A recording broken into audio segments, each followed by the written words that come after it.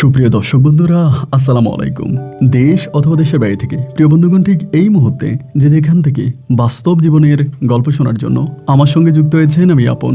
আর যে আপন জীবনা গল্পের 1534তম পর্বে আপনাকে প্রতিদিনের মতো স্বাগতম জানাচ্ছি। বন্ধুগণ, আজ আমি আপনাকে শোনাবো বরিশালের ভাই মোহাম্মদ সুজন আহমেদের জীবনের, ইতালি প্রবাসী মোহাম্মদ সুজনের জীবনের কলিজা ছিঁড়ে যাওয়ার মতো হৃদয় বিদারক এক শিক্ষণীয় বাস্তব জীবন কাহিনী।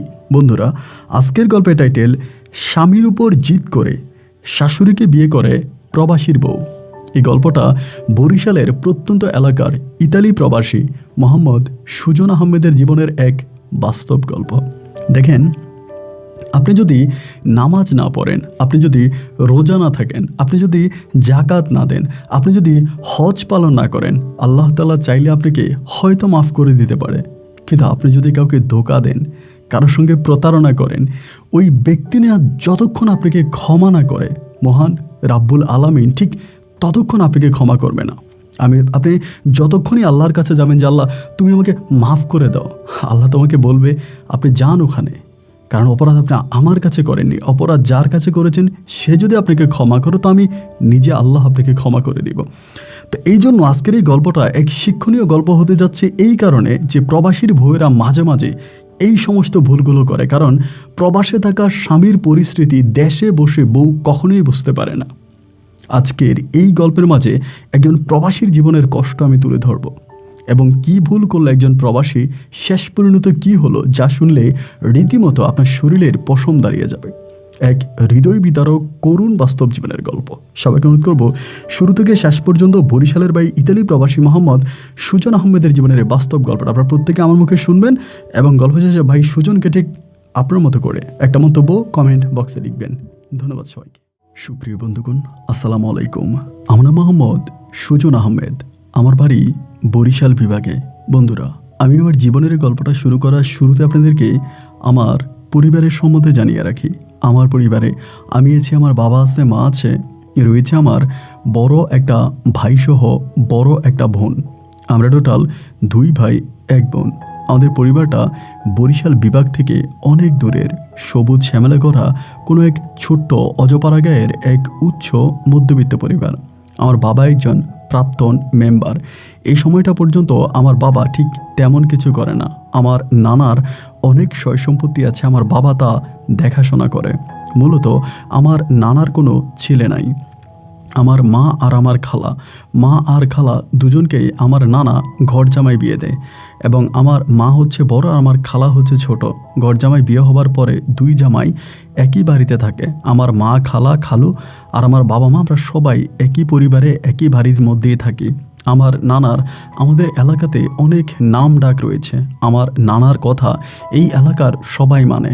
নানার নামের উপরে আমার বাবা ওই নানুর বাড়িতে একবার মেম্বার ইলেকশনও করে, কিন্তু সে মেম্বার ইলেকশন করে আমার বাবা নানার দিকে তাকিয়ে মানুষ আমার বাবাকে ভোট দেয়।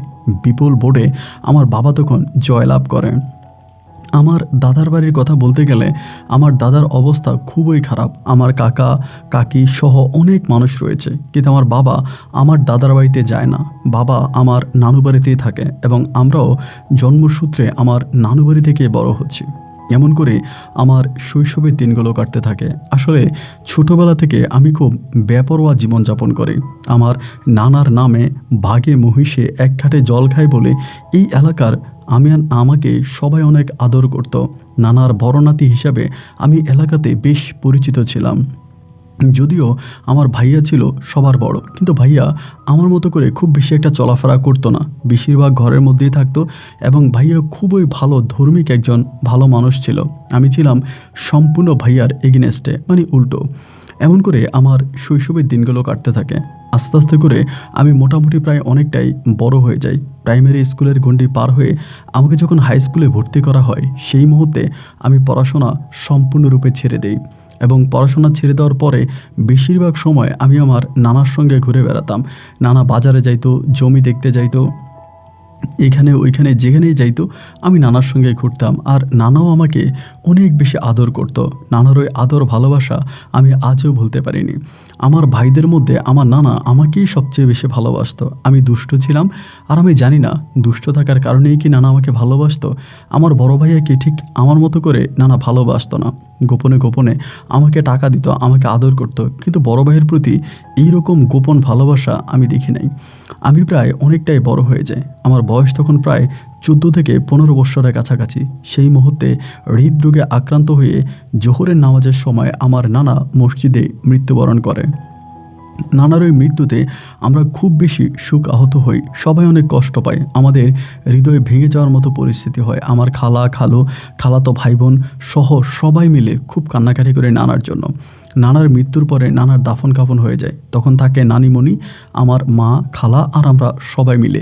নানুকে সবাই খুব আদর করতাম, অনেক ভালোবাসতাম। নানির সমস্ত চাওয়া আমরা পূরণ করতাম।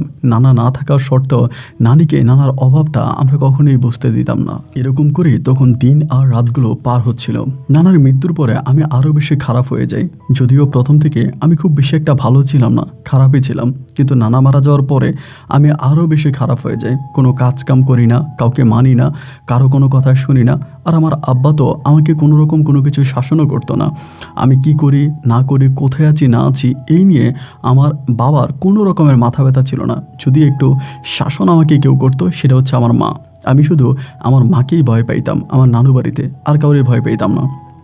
এরকম করে প্রায় অনেকটাই বড় হয়ে যায়। আমার বয়স তখন প্রায় 18 থেকে 19 বৎসরের কাছাকাছি। এই 18-19 বৎসরে একদিন পহেলা বৈশাখের সময়, পহেলা বৈশাখ আসে।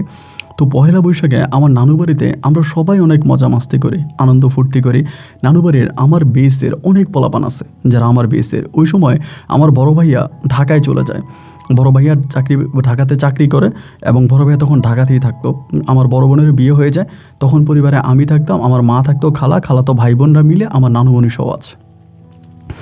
তো সেদিন পহেলা বৈশাখে রাতের বেলায় সবাই মিলে চিন্তা করলাম, আমার নানু বাড়ির এলাকাতেই একটা নতুন বাড়ি বানাইছিল। একটা নতুন বাড়ি বানানো হয়েছিল, সবাই কাজীর বাড়ি বলে।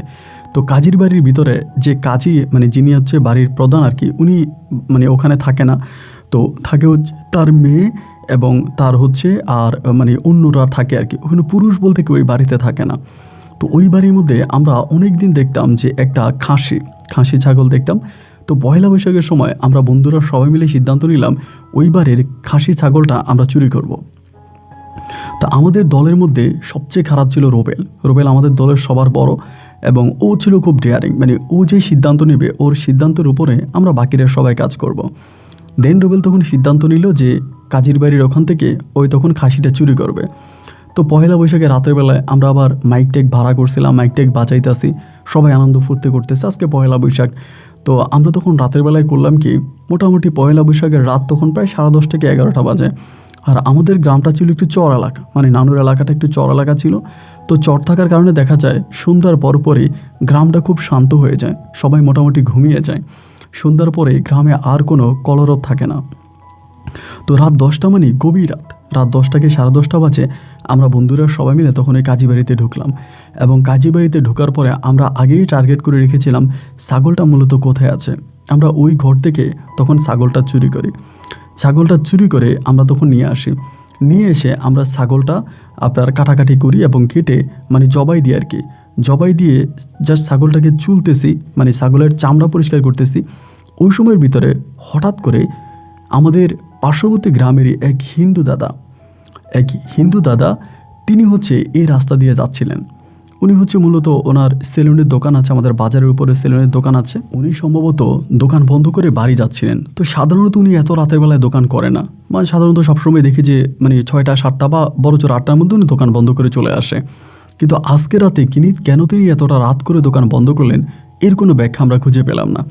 তো উনি দোকান বন্ধ করে যাওয়ার সময় যেহেতু আমরা বন্ধুরা সবাই হুল্লা করে খাসিটা জবাই করে চামড়া চিলতেছি, উনি ওটা দেখে ফেলছে। ওদিক দিয়ে যাওয়ার সময় দেখছে এবং ওনার হাতে 3 ব্যাটারি একটা টর্চ লাইট ছিল, ওটা দিয়ে টিপ মেরে দেখছে যে আমরা এখানে খাসিটাকে চুলতেছি। তো খাসিটা দেখে উনি এগিয়ে আসছে, এদিকে আসার পরেই তিনি খাসিটা দেখেই বলতে, স্যার এটা তো কাজী বাড়ির খাসি, তোরা কোত্থেকে আনলি রাতের বেলায়? তো আমার বন্ধু তখন রুবেল, ও আবার খুবই মানে সর্ব জায়গায় ও হচ্ছে আছে। ওই তখন দাদারা বলতেছে, দাদা দেখেন খাসিটা আমরা চুরি করে আনছি, কাজী বাড়ি থেকে খাসিটা চুরি করে আনছি। তো খাসিটা আমরা জবাই দিছি আজকে পয়লা বৈশাখ হিসাবে, আমরা খাসিটা সবাই রান্না করে মজা করে খাবো। দেখার মাঝে খালি আপনি দেখছেন, খবরদার এই কথা আপনি কাউরে বলতে পারবেন না, এই কথা আপনি কাউরে বলতে পারবেন না। আমরা আপনারই বলছি, আপনি দেখছেন আর কাউরে বলতে পারবেন না। দাদা তখন বলে, হাইরে কাজীবাড়ির একটা বুড়ি, মানে বয়স্ক একটা মহিলা, সে খুব কষ্ট করে খাসিটারে পালে। রোদ বৃষ্টির মধ্যেও সে খাসিটাকে নিয়ে জমিনে যায়, ঘাস খাওয়ায়, এবং খাসিটার প্রতি এই বুড়িটার অনেক ভালোবাসা আছে। তো আমরা বুড়িকে না বলে তার খাসিটা নিয়ে আসছে, জব করাই দিছি, বুড়ি খুব কষ্ট পাবে, এই কথা দাদা বলতেছে। তা আমরা দাদারে বুঝিয়ে বলছি, বুঝিয়ে বলার পরে দাদা তো চলে গেছে। আমরা রাতভর ধরেন খাসিটাকে জবাই দিলাম, খাইলাম, খুব মজা মাস্তি করলাম, এবং আমরা সকালবেলা গিয়ে মোটামুটি ঘুমায় আসি। আমি ঘরের মধ্যে ঘুমায় আসি, ঠিক আনুমানিক, আপনি যেহেতু সারা রাত জেগেছিলাম, আমি প্রায় অনেক বেলা করেই ঘুমাবো, 12টা কি 12:30টার দিকে আমার মা তখন কোত্থেকে জানি আইসা আমার জুতা দিয়ে পিটাইতে শুরু করছে, জুতা দিয়ে মারতে শুরু করছে। আমার জুতার বাড়ি খেয়ে আমি কোনো রকমে উঠা দিলাম দৌড় দিয়া আমি বাড়ি থেকে পালাইছি।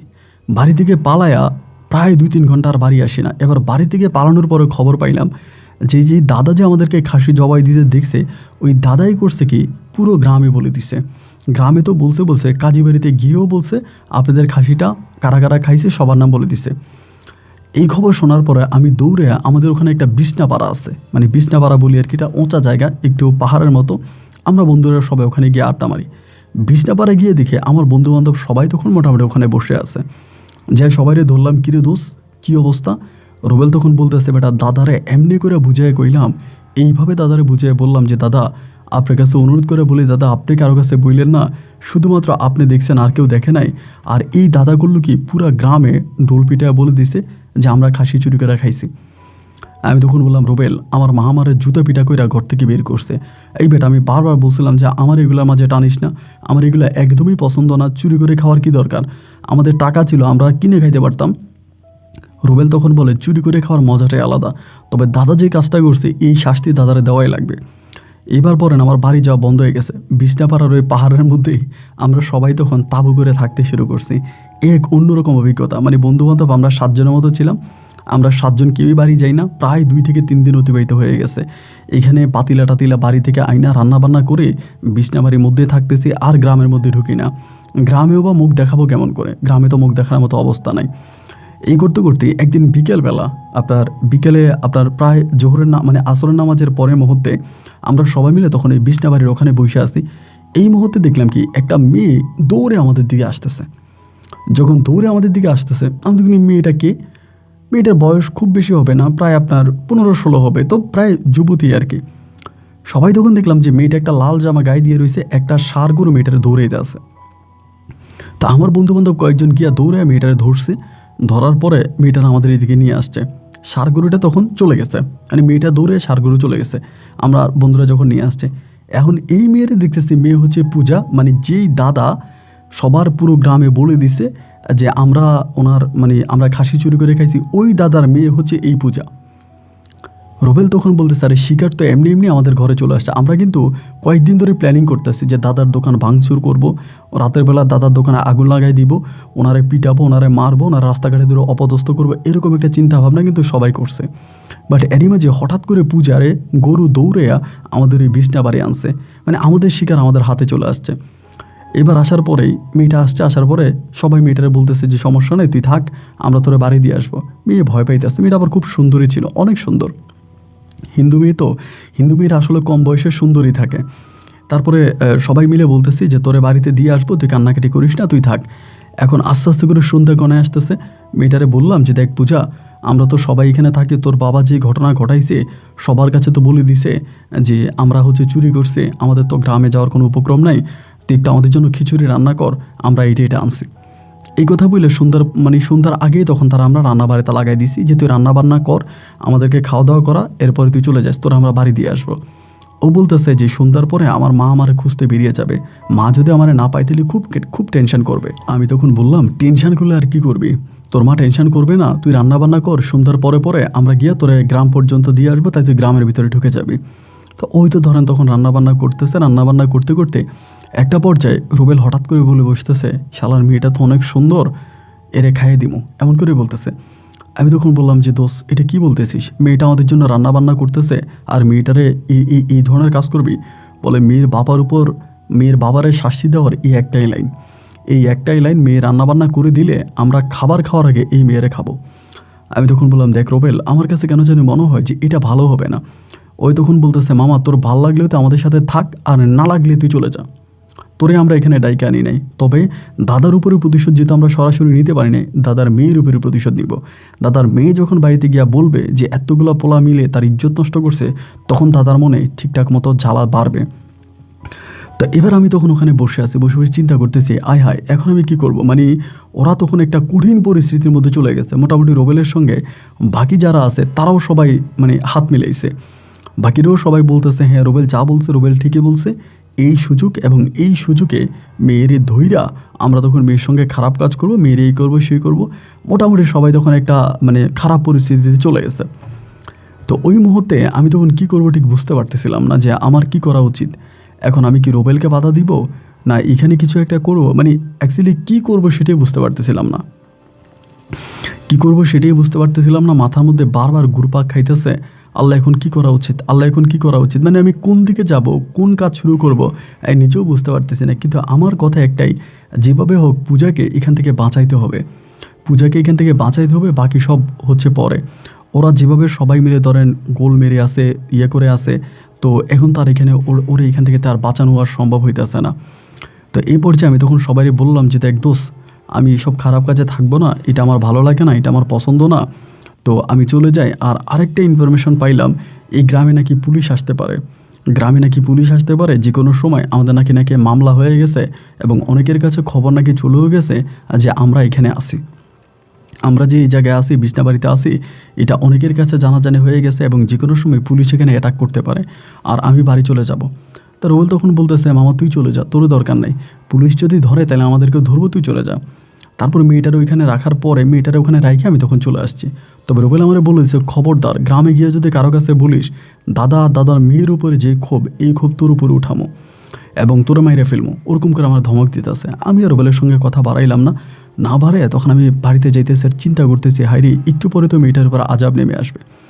সেই সময়ের ভিতরে হঠাৎ করে দেখলাম যে আমাদের গ্রামেরই দুইটা পিচ্ছি, মানে ছোটো ছোটো, ওরা বয়স বেশি না, মানে 5-6 বছর আর কি, ওরা খেলতেছে সন্ধ্যার পরেও উঠানের মধ্যে খেলতেছে, ওদের দুজনের হাতে বাঁশি। ওদের কাছে বাঁশিটা দেখার পরে আমার মাথায় হঠাৎ করে একটা নতুন আইডিয়া আসছে কি, তখন আমি করলাম কি, ওদের কাছ থেকে 2টা বাঁশি নিলাম, এগুলো খেলনা বাঁশি আর কি, ওই যে মানে ফু দেওয়া বাঁশি, 2টা বাঁশি নিলাম। 2টা বাঁশি ওদের কাছ থেকে নেওয়ার পরে আমি 2-3টা পোলাপাইন জোগাড় করলাম, যাদের বয়স ধরেন আমার থেকেও কম হবে এরকম, গ্রামের কিছু পোলাপান আছে, ওদেরকে বললাম যে বাঁশি বাজাইতে বাজাইতে ধরে বলে আমরা চিল্লাবো, তুইও সঙ্গে যাবি। এরকম করে 8-10টা পোলাপান আমি ম্যানেজ করছি এই সময়ের ভিতরে, কারণ মেয়ে রান্নাবান্না হলে মেয়ের উপরে তারা টর্চার করবে, এর আগে আমি তখন এই ব্যবস্থাটা করে ফেলছি, কারণ অল্প সময়ের ভিতরে এই বাঁশি 2টা নিয়ে পোলাপাই ম্যানেজ করা। এবার আমি করলাম কি, ওই বাড়ির এক পাশ দিকে একটু জঙ্গলের মতো জায়গা আছে, ওখান থেকে সবাই নিয়ে বাঁশি হুঁশাল দিচ্ছি আর বলতেছে ধরে। তো বাঁশি যেহেতু হুঁশাল দিতেছে আর ধরে বলে চিল্লাইতেছি, তারা মনে করছে সম্ভবত পুলিশ আসছে, এটা মনে করে তারা ওই মেয়েরে ফালে সবাই দিছে দৌড়, মানে রান্নাবান্না করা অবস্থায় তারা সবাই দিছে দৌড় দেওয়ার পরেই তারা দৌড় দিয়ে ওই দিক দিয়ে, মানে আপনার নিচু এলাকা আছে, মানে এটা তো একটু পাহাড়ের মতো, ওই সাইডটা একটু নিচু দিয়ে নাইমা তারা দৌড় দিয়েছে। আমি গিয়ে মেয়ের হাত চেপে ধরছি, ধৈরা আর কি হয়েছে পোলাপাইনে বললাম তোরা চলে আয়, এই মেয়েটারে নিয়ে পোলাপাইনে নিয়ে চলে আসছে। আনার পরে এখানে আম বাগান আছে, আম বাগানে পোলাপাইনে বললাম তোরা সবাই চলে যা। তো পোলাপাইনগুলোরে বিদায় করে, ওগুলোর টাকা ঢুকে দিয়ে বিদায় করে আমি তখন মেয়েরে বললাম যে দেখ, ওরা তোর সঙ্গে খারাপ কাজ করতে বলে, হ ভাইয়া, ওরা অলরেডি আমার গায়ে হাত দেওয়া শুরু করছিল। আমি বললাম তো তোরা আমি বাঁচাই দিছি, বাট তোর কাছে আমার একটা অনুরোধ, বোন দেখ, আমি তোরা বাঁচাইছি, তুই যে তোর বাবার কাছে যাবি, তোর বাবা কিন্তু আমাদের অনেক ক্ষতি করছে, আমাদের নাম বলে দিছে কাজী বাড়িতে, এবং বলে দেওয়ার কারণে আজ আমরা ঘর বাড়ি ছাড়া, আমরা খুব কষ্টে আছি, তুই কিন্তু খবরদার বোন, তোর সঙ্গে যে এটা হয়েছে তুই কিন্তু বাড়িতে গিয়া কাউরে বলবি না। তো মেয়েটা বলতেছে আমি বলবো না। তা আমার মনে হচ্ছে যে মেয়েটা মনে হয় বলে দিবে, কারণ তার মুভমেন্ট, তার কথাবার্তায় যেটা বোঝা গেল, হয়তো সে বাড়িতে গিয়ে বলে দিবে। কিন্তু খুন একটা করলেও খুন, 10টা করলেও খুন, কি আর করা। তার জন্য ঠিক আছে, ওরে বিদায় করে দিলাম। বিদায় করে দিয়ে আমি তখন রাতের বেলায় বাড়িতে গেছি। বাড়িতে যাওয়ার পরে আমার নানি তো আমার খুব ভালোবাসতো। বাড়িতে যাওয়ার পরে নানি আমার জড়ায় ধরে কান্নাকাটি করতেছে, মারে বলতেছে খবরদার আমার নাতিরকে একটা ফুলের টোকাও দিবি না, আমার নাতির তুই মারবি না, যা বুঝার আমি বসবো। তাই নানি আমার ঘরে নিয়ে গেল, রান্না বান্না করে নানি খাবার দিল, খাবার খায়া নানির সঙ্গে তখন আমি শুয়ে পড়লাম। তো নানির সঙ্গে যখন আমি শুয়ে পড়লাম, নানি আমারে বলতেছে, তুই এই কাজটা কেমনে করলি, এই কাজটা তুই কিভাবে করলি, তোর কি বিবেক একটাবার বাধা দিল না, তুই কাজটা কেমনে করলি, তোর মায়ের সঙ্গে এরকমটা কেন করলি? আমি বললাম, দাদি দেখেন, আমি ইচ্ছে করে করি না, রোবেল টোবেল যারা আছে তারা সবাই আমারে ফাঁদে ফেলে আমার নিয়ে গেছে। দাদি তখন বলে, তুই আমার মাথা ছুঁয়ে ওয়াদা কর, আজকের পর থেকে আর কোনো দিন এই রোবেল টোবেল যারা আছে এলাকার খারাপ পোলাবেন ওদের সাথে আর চলাফেরা করবি না। তাই আমাদের দাদি, ঠিক আছে, আমি তোমার মাথায় হাত দিয়ে শপথ করতেছি, আমি রোবেল টোবেল কারোর সঙ্গে আর চলাফেরা করব না।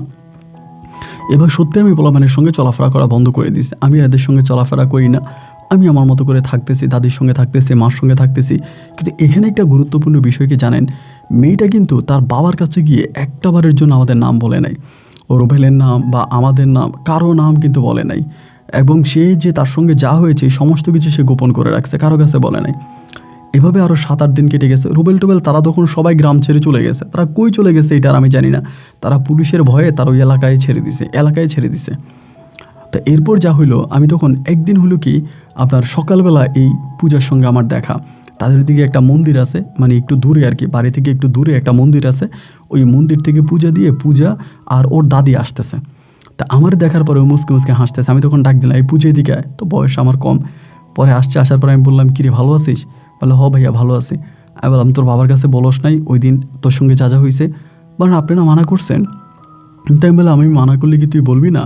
বলে, না, আপনি যেটা মানা করছেন এটা আমি বলবো কেন, আমি কি আপনার মানা শুনবো না? এরকম করতে করতে আমি বললাম যে, এটা কোনো কথা বললি তুই? তোর সঙ্গে এত খারাপ কাজ হয়েছে, এত কিছু হয়েছে, তোর এটা বলা দরকার না? ও বলে, খারাপ কাজ তো কিছুই হয়নি, আপনি বাঁচাই দিয়েছেন, আর আপনি যেটা নিষেধ করছেন এটা আমি কেন করব, আমি কারো কাছেই বলি নাই। সত্যিই বিশ্বাস করেন, মেয়েটা বয়স কম হতে পারে, ছোটো মানুষ হতে পারে, কিন্তু ওর যে এরকম একটা মন মানসিকতা বা আমার কথা যে ওইভাবেই শুনছে, আমার ভিতর থেকে না ওর জন্য একটা মায়া জন্মাই গেছে যে না, আসলেই মেয়েটা ভালো। আমি মেয়েটারে খারাপ বলতেছি, মেয়েটা আসলেই অনেকটা ভালো। এরপর থেকে মাঝে মাঝে ও যখন পূজা দিতে আসতো, এবং যেখানে পূজা দিত ওই জায়গাটা ছিল ওদের গ্রাম থেকে মোটামুটি বেশ দূরের একটা জায়গা, আশেপাশের কোনো ঘর বাড়ি নেই, ফসলি জমির মাঝখানে ওরা একটা পূজা মানে একটা মন্দির বানাইছে, ওখানে এসে মানে হিন্দু পাড়ার যারা আছে সবাই পূজা দেয়। তা আমি তখন বেশিরভাগ সময় ওদের ওই পূজা আরাধনা এগুলো আমার কাছে ভালো লাগতো। বিশেষ করে ওদের যে বিয়ের অনুষ্ঠানটা হয় এটা আমার খুব ভালো লাগে। আমি যদিও মুসলমান, বাট ওদের বিয়ে আমি খুব পছন্দ করি। তো এবার আমি ওখানে গিয়ে দাঁড়ায় থাকতাম, ও আসতো, পূজা দিত, এরপরে পূজার মণ্ডপে বসতো, খুব ভাল লাগতো। ধরেন সুন্দর সুন্দর পোশাক পরে আসতো, পূজা দিত। এই করতে করতে আমার একটা সময় না এই মেয়েটার প্রতি এক ধরনের ভালো লাগা কাজ করতে শুরু করে। এক কথা আপনি বলতে পারেন যে আমি তারে ভালোবেসে ফেলেছি, আমার খুব ভাল লাগে। তো এখন মেয়েটার বয়স কম, আমার থেকেও বয়স অনেক কম, কেমনি তারে প্রেমের প্রস্তাব দিব বা কেমনি কি বলবো, মেয়ে তো হিন্দু, আমি হচ্ছে মুসলমান, এখন এইটা মানবে কি না? আর আরেকটা বড় কথা হচ্ছে, আমার বাবা তো হচ্ছে রাস্তায় টোটো করে ঘুরে বেড়ায়, কোনো কাজ নাই কাম নাই, এবং এক অন্যরকম মানুষ। কি করব ঠিক বুঝতে পারতেছিলাম না যে তারে কেমনে পটাবো বা কেমনে বলবো। তারপরও চিন্তা করতেছিলাম যে ঠিক আছে, কোনোভাবে প্রস্তাবটা দেওয়া যায় কিনা, কোনোভাবে প্রস্তাবটা দিয়ে যদি তারে রাজি করাইতে পারি তাহলে তার কোনো প্রবলেম নাই। সে যদি রাজি হয়ে যায় তাহলে আমি তারে নিয়ে মানে তার সঙ্গে সংসার করবো, এরকম একটা পরিকল্পনাই আমার ছিল। মানে কেমনে করবো সংসার তাও কিন্তু বুঝি না, বাট তারে ভাল লাগে, তার সঙ্গে সংসার করবো, ঠিক এইটুকুই। তো এই করতে করতে এভাবেই 3 দিন 4 দিন কেটে গেছে। পরে আমি একদিন করলাম কি, হিন্দু পাড়ার আরেকটা মেয়ে, ওই মেয়েটারে দিয়া পরে আমি তার জন্য প্রেমের চিঠি লিখছি। সে সময় কিন্তু আমার কাছে মোবাইল ফোন আছে, মোবাইল কিন্তু তখন মোটামুটি হাতেই আছে, বাট আমার কাছেও আছে মোবাইল, কিন্তু ওর কাছে কোনো মোবাইল ফোন নাই। ওরা কিন্তু অনেক গরিব, মানে এক কথায় বলতে গেলে হিন্দু পাড়ার মধ্যে সবচেয়ে নিম্ন মানে একেবারে গরিব ফ্যামিলি হচ্ছে এই পূজাদের ফ্যামিলিটা। ওর বাবা সেলুনের কাজ করে, অনেক কম টাকায় ইনকাম করে, আবার ওর আরও অনেক ভাই বোন আছে। তো সবাই মিলে চলাফেরা ওর জন্য খুব টাফ হয়ে যায়, অনেক কষ্টকর হয়ে যায় আর কি। তো এবার হলো কি, আমারে বলতেছে যে আমি যখন এই প্রেমের প্রস্তাব দিয়েছি, চিঠি লিখছি, পরে মেয়েটা খুবই সৃজনশীল ছিল, অনেকটা ভালো ছিল। তো চিঠি দেওয়ার পরে আমারও বলতেছে যে খুবই ফ্রি মাইন্ডে আমারে বলে যে আপনি তো আমাকে সরাসরি প্রস্তাব দিতে পারতেন, আপনি আমাকে পছন্দ করেন, আপনি আমাকে ভালোবাসেন, এইটা তো আপনি আমাকে সরাসরি বলতে পারতেন, কিন্তু সরাসরি না বলে অন্য একটা মেয়েকে দিয়ে বলানোর কি দরকার ছিল? অন্য একটা মেয়ে জেনে গেল। আমি বললাম, দেখ তুই আমার বয়সে অনেক কম, ছোট একটা মানুষ, তোরে প্রেমের প্রস্তাব দিতে আমার লজ্জা লাগতেছিল, এবং লাস্ট পর্যন্ত আসলে পিচ্চিটার দিয়ে তোরে দেওয়াইলাম আর কি। তো বলতেছে যে ঠিক আছে, আপনি আমারে পছন্দ করেন, এখন আপনি তো জানেন যে আমি হিন্দু, আপনি মুসলমান, এখন আমাদের এই সম্পর্কটার ভবিষ্যৎ কী? আর সবচেয়ে বড় কথা হচ্ছে আপনার নানা ছিলেন এই এলাকার সবচেয়ে প্রতাপশালী একজন লোক, তার অর্থ আভিজাত্য কোনো কিছুর অভাব নাই, তার নামে এখনও গ্রামের মানুষ সম্মান করে। তা আপনি তার নাতি হইয়া আমার মতো একটা মেয়েকে বিয়ে করবেন, বা আমি হচ্ছি হিন্দু এবং আমাদের মানে আমরা অনেক দরিদ্র একটা ফ্যামিলি, তো এটা কীভাবে সম্ভব? আমি তখন বললাম যে দেখো পূজা, আসলে বড় কথা হচ্ছে তোমার আমার ভালো লাগছে এবং আমি তোমাকে ভালোবাসি। জন্ম মৃত্যু বিয়ে তিনটা আল্লাহর হাতে। আল্লাহ যদি তোমাকে আমার কপালে লিখে থাকে আমি তোমাকে অবশ্যই পাবো। ও তখন বলে আল্লাহ শুধু কপালে লিখলেই হবে না, আপনাকে চেষ্টা করতে হবে। আপনি চেষ্টা না করে আমাকে পেয়ে যাবেন তা কীভাবে হয়? আমি বললাম হ্যাঁ, আমিও সর্বোত্তম চেষ্টা করব তোমাকে পাওয়ার জন্য। ওই তখন আমার বলতেছে কীভাবে পাবেন? আমি তো মুসলমান কখনোই হব না। আমি বললাম কেন? তুই মুসলমান হব না কেন? ও বলে আমি তো মুসলমান ধর্ম বিশ্বাস করি না। আমি হিন্দু ধর্ম বিশ্বাস করি, মুসলমান ধর্ম বিশ্বাস করি না, সো আমি মুসলমান হব না। আমি তখন বললাম দেখো, আমাকে তুমি ভালোবাসো, আমার সঙ্গে যখন তোমার ভালোবাসা শুরু হবে, হয়তো আমাকে ভালোবাসলে আমার ধর্মটাকেও তুমি ভালোবাসতে পারো। এই আমার একটা কথাই মনে হয় তার মন কেড়ে নিয়েছে, বা আমার এই কথাটাও তখন অ্যাকসেপ্ট করেছে। দেন ও তখন বলতেছে যে আচ্ছা ঠিক আছে, তাহলে হচ্ছে কি আমি আপনার সঙ্গে কথা বলবো, আপনি আমাকে মাঝে মাঝে ফোন দিয়েন।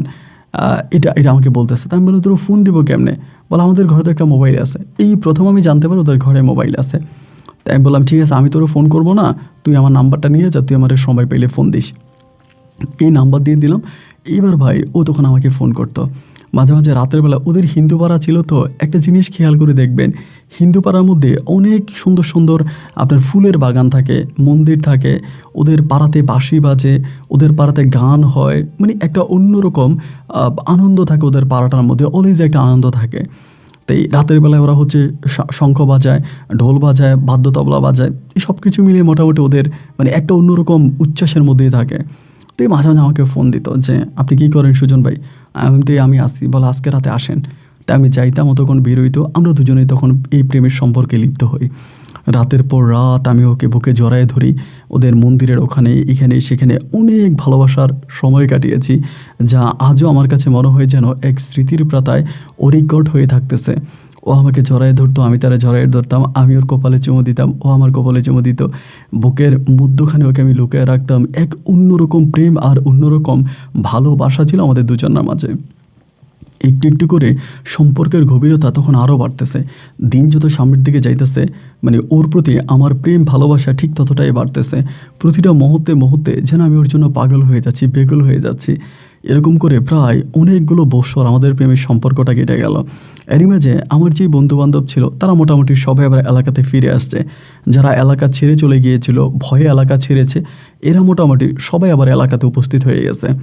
সবাই আবার এলাকাতে ফিরে আসছে। তখন এই পূজার সঙ্গে আমার গভীর প্রেমের সম্পর্ক চলতেছে এবং বন্ধুরাও সেটা সবাই জানতে পারছে। ওরা সবাই কেউ আমাকে চিটিং, বাটপার, এটা সেটা, বা আমি নিজে স্বার্থ বুঝছি, এগুলো আমাকে বলে। যাই হোক, তা আমার এখন এই মানে পূজার সাথে এই যে সম্পর্কটা, এটার ভবিষ্যৎ কী? আমি এর কোনো ভবিষ্যৎ খুঁজে পাইতেছি না। মানে এর ভবিষ্যৎটা আমি কি দিব, মানে কি করবো আমি নিজেও বুঝতে পারি না। আমার পরিবার তো কোনো দিন ওকে মেনে নেবে না। আমার মা, আমার নানি, আমার বাবা বা খালা খালু যারা আছে, এরা তো কোনো দিনও পূজাকে মানবে না। একে তো পূজা হিন্দু ধর্মের মানুষ, তার উপরে আবার খুবই গরিব। কী করবো বুঝতে পারতেছিলাম না। তো এরকম করে আমাদের এই প্রেমের কথাটা মোটামুটি আশেপাশের সবাই তখন জেনে গেছে। আমাদের গ্রামগঞ্জে মোটামুটি সবাই জানছে। ওর সঙ্গে আমি এখানে হেঁটে বেড়াই, ওখানে যাই, রাতের বেলা একসঙ্গে আড্ডা মারি, ওর নিয়ে মেলাতে যাই, মেলা হেঁটে সেটা কিনি। মানে এই যে ওর সঙ্গে আমার প্রেম আর ভালোবাসাটা, এটা প্রায় সবার কাছে তখন জানাজানি হয়ে গেছে। তখন আমি কী করবো আসলে ঠিক বুঝে উঠতে পারতেছিলাম না যে এই সময়টাতে আসলে কী করা যায়, মানে কীভাবে কী করব। শেষ পর্যন্ত একদিন হলো কি, আমি পূজার বাবার দোকানে গেছি চুল কাটার জন্য। মাথার চুলগুলো অনেক লম্বা হয়ে গেছে, আমি ওর বাবার দোকানে গেছি মাথার চুল কাটবো। তো চুল কাটার জন্য যখন ওর বাবার দোকানে গেলাম, তা আমি যথারীতি সবার মতো করে দোকানে বসছি। ওর বাবা তখন আমার মাথার চুল কেটে দিতেছে। তো চুল কাটতেছে আর আমারে বলতেছে, দোকানে কিন্তু তখন কাস্টমার ছিল না, মোটামুটি আমি একাই ছিলাম আর ওর বাবা, আর কেউই নেই। তা আমাকে বলতেছে যে সুজন, তোমার একটা কথা জিজ্ঞেস করব, এভাবেই বলতেছে। তাই আমি বললাম যে ঠিক আছে কাকা, বলেন না, কি বলবেন। পরে বলতেছে, দেখো আমরা তো হিন্দু ধর্মের মানুষ, আর তুমি ভালো করেই জানো আমি একজন সেলুন দোকানদার। এমনি তোমার পোলাপাইন যারা আছে এরা আমার উপরে খুব ঝামেলা করে, এটা চুল কাটে, শেভ করে, টাকা দেয় না, আমার দোকান ভাঙচুর করে, এরা আমার অনেক ক্ষতি করে। তোমার সঙ্গে যারা আগে চলাফেরা করতো আর কি, ওই যে কাজী বাড়ির খাসি খাওয়ার পর থেকে ওরা আমার উপরে খুব ক্ষিপ্ত, খুব রাগান্বিত। এর মাঝে হঠাৎ করে আমি গ্রাম মানুষের মুখে একটা নতুন খবর শুনতে পাচ্ছি, তুমি নাকি আমার মেয়ে পূজার সঙ্গে কোনো একটা সম্পর্কে জড়ায়ে গেছো, এটা সবাই বলা বলি করতেছে। তো যেটা তুমি করতেছো এটা কি তুমি ভেবেচিন্তে করতেছো? তুমি কি জানো যে তুমি কোন বংশের ছেলে, তোমার বাবার পরিচয় কি, তোমার বাবা একজন প্রাক্তন মেম্বার, এবং তোমাদের মানে পারিবারিক অবস্থা কি, সবই তো তুমি জানো। এরপরে আমার মেয়ের সঙ্গে এই যে একটা সম্পর্কে জড়ালা, এই সম্পর্কের ভবিষ্যৎ কি?